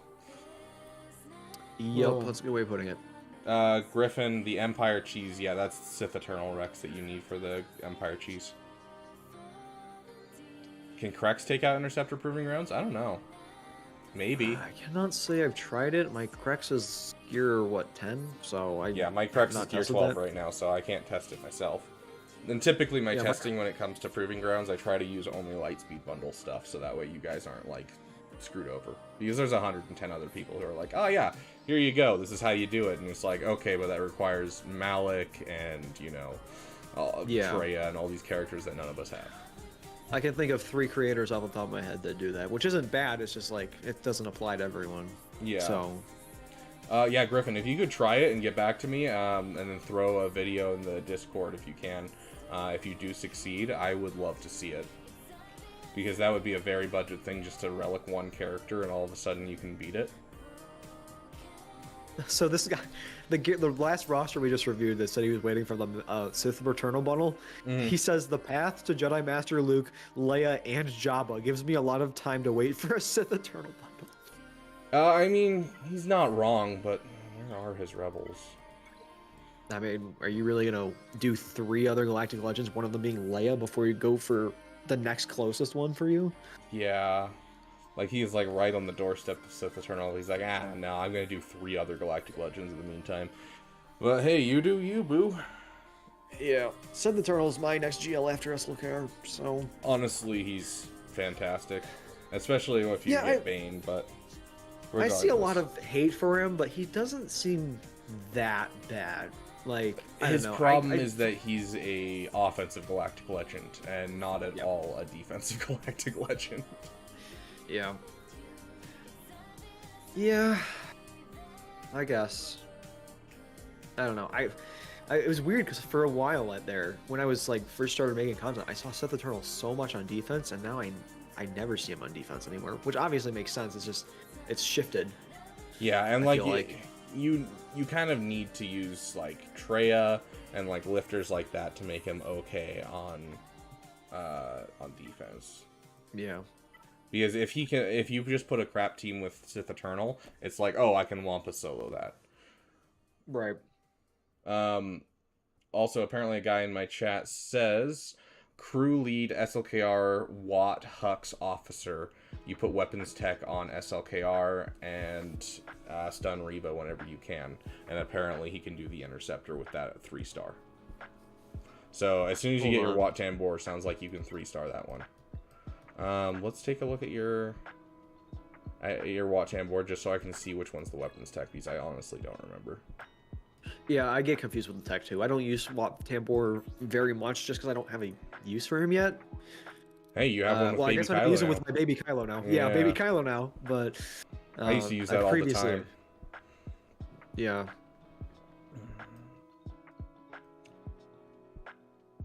Oh, wait, no, that's...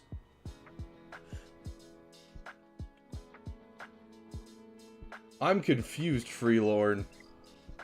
Hold on. Let me look at... 3 stars on Interceptor last time with crew lead with SLKR Watt Hux officer. You put weapon tech on SLKR. How did SLKR not just die off? And stun Reva whenever you can.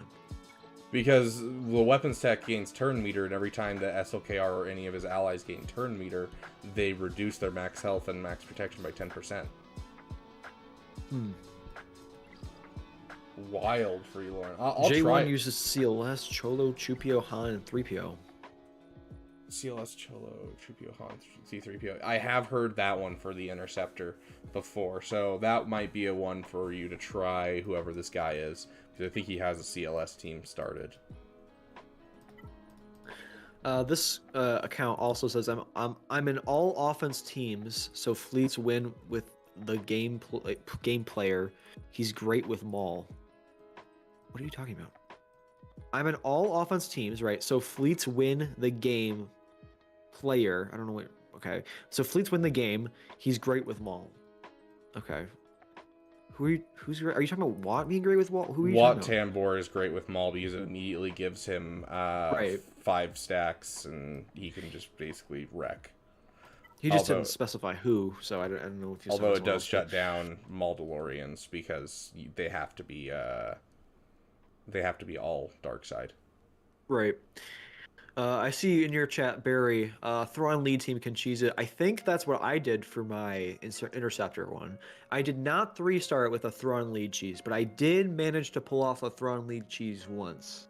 Yeah, that's what I've seen. I've pulled it off at 2 stars before. I've seen Arnold pull it off at 3 stars. But, yeah. Yep. Anyways, I do gotta get going, though. I have to say, let's wrap this up. I did the intro, you can do the outro. Sounds good. Well, it has been fun, Asteroid and Mech, that's for sure. Hopefully we can do some more in the future. I know we're thinking about maybe doing a video together. We'll see. We'll have some fun. Maybe. Just That'd be maybe. fun. If our schedules actually align. Yeah. I feel like that's 90% of the problem of doing anything with anyone. Yep. But yeah, thank you guys so much for coming out. It's been a fun time. We got to talk about, you know, the kit reveal a bit and discuss the good points and the points that are a little sore. And you know, got through some of your guys' rosters. Hopefully we were able to give you guys some good counsel. But thank you guys so much for watching. Be sure to check out Astromech's channel. Should be able to click on it in, you know, this video. I'll make sure I add a link in the description. Go check him out. He's entertaining, and it's very interesting to listen to his viewers talk about how much he needs HK. Dude, no, my viewers literally were literally as you said that, my viewers are yelling at me for not putting the last relic piece on HK, or not relic piece, Gear 12 piece on HK. I'm saving it for SLKR. I am so close to being done with Kyrotech farming for SLKR, and next my Kyrotech's going on cracks. I'm not putting it on HK yet. So right. please go over to his channel and just spam his chat and his comment section with just relicking HK47 because obviously it's the best character for his account. No, because he's just... CG, please make him useful, because then this investment will be worth it. Yes, HK King. No. My Nightbot is shutting everyone down who's talking about HK on. Like, I'm not even doing it. That's awesome. I love that. Anyways, thank you guys so much for watching, and each of us will see you guys in the next video. Yes, we'll see you later.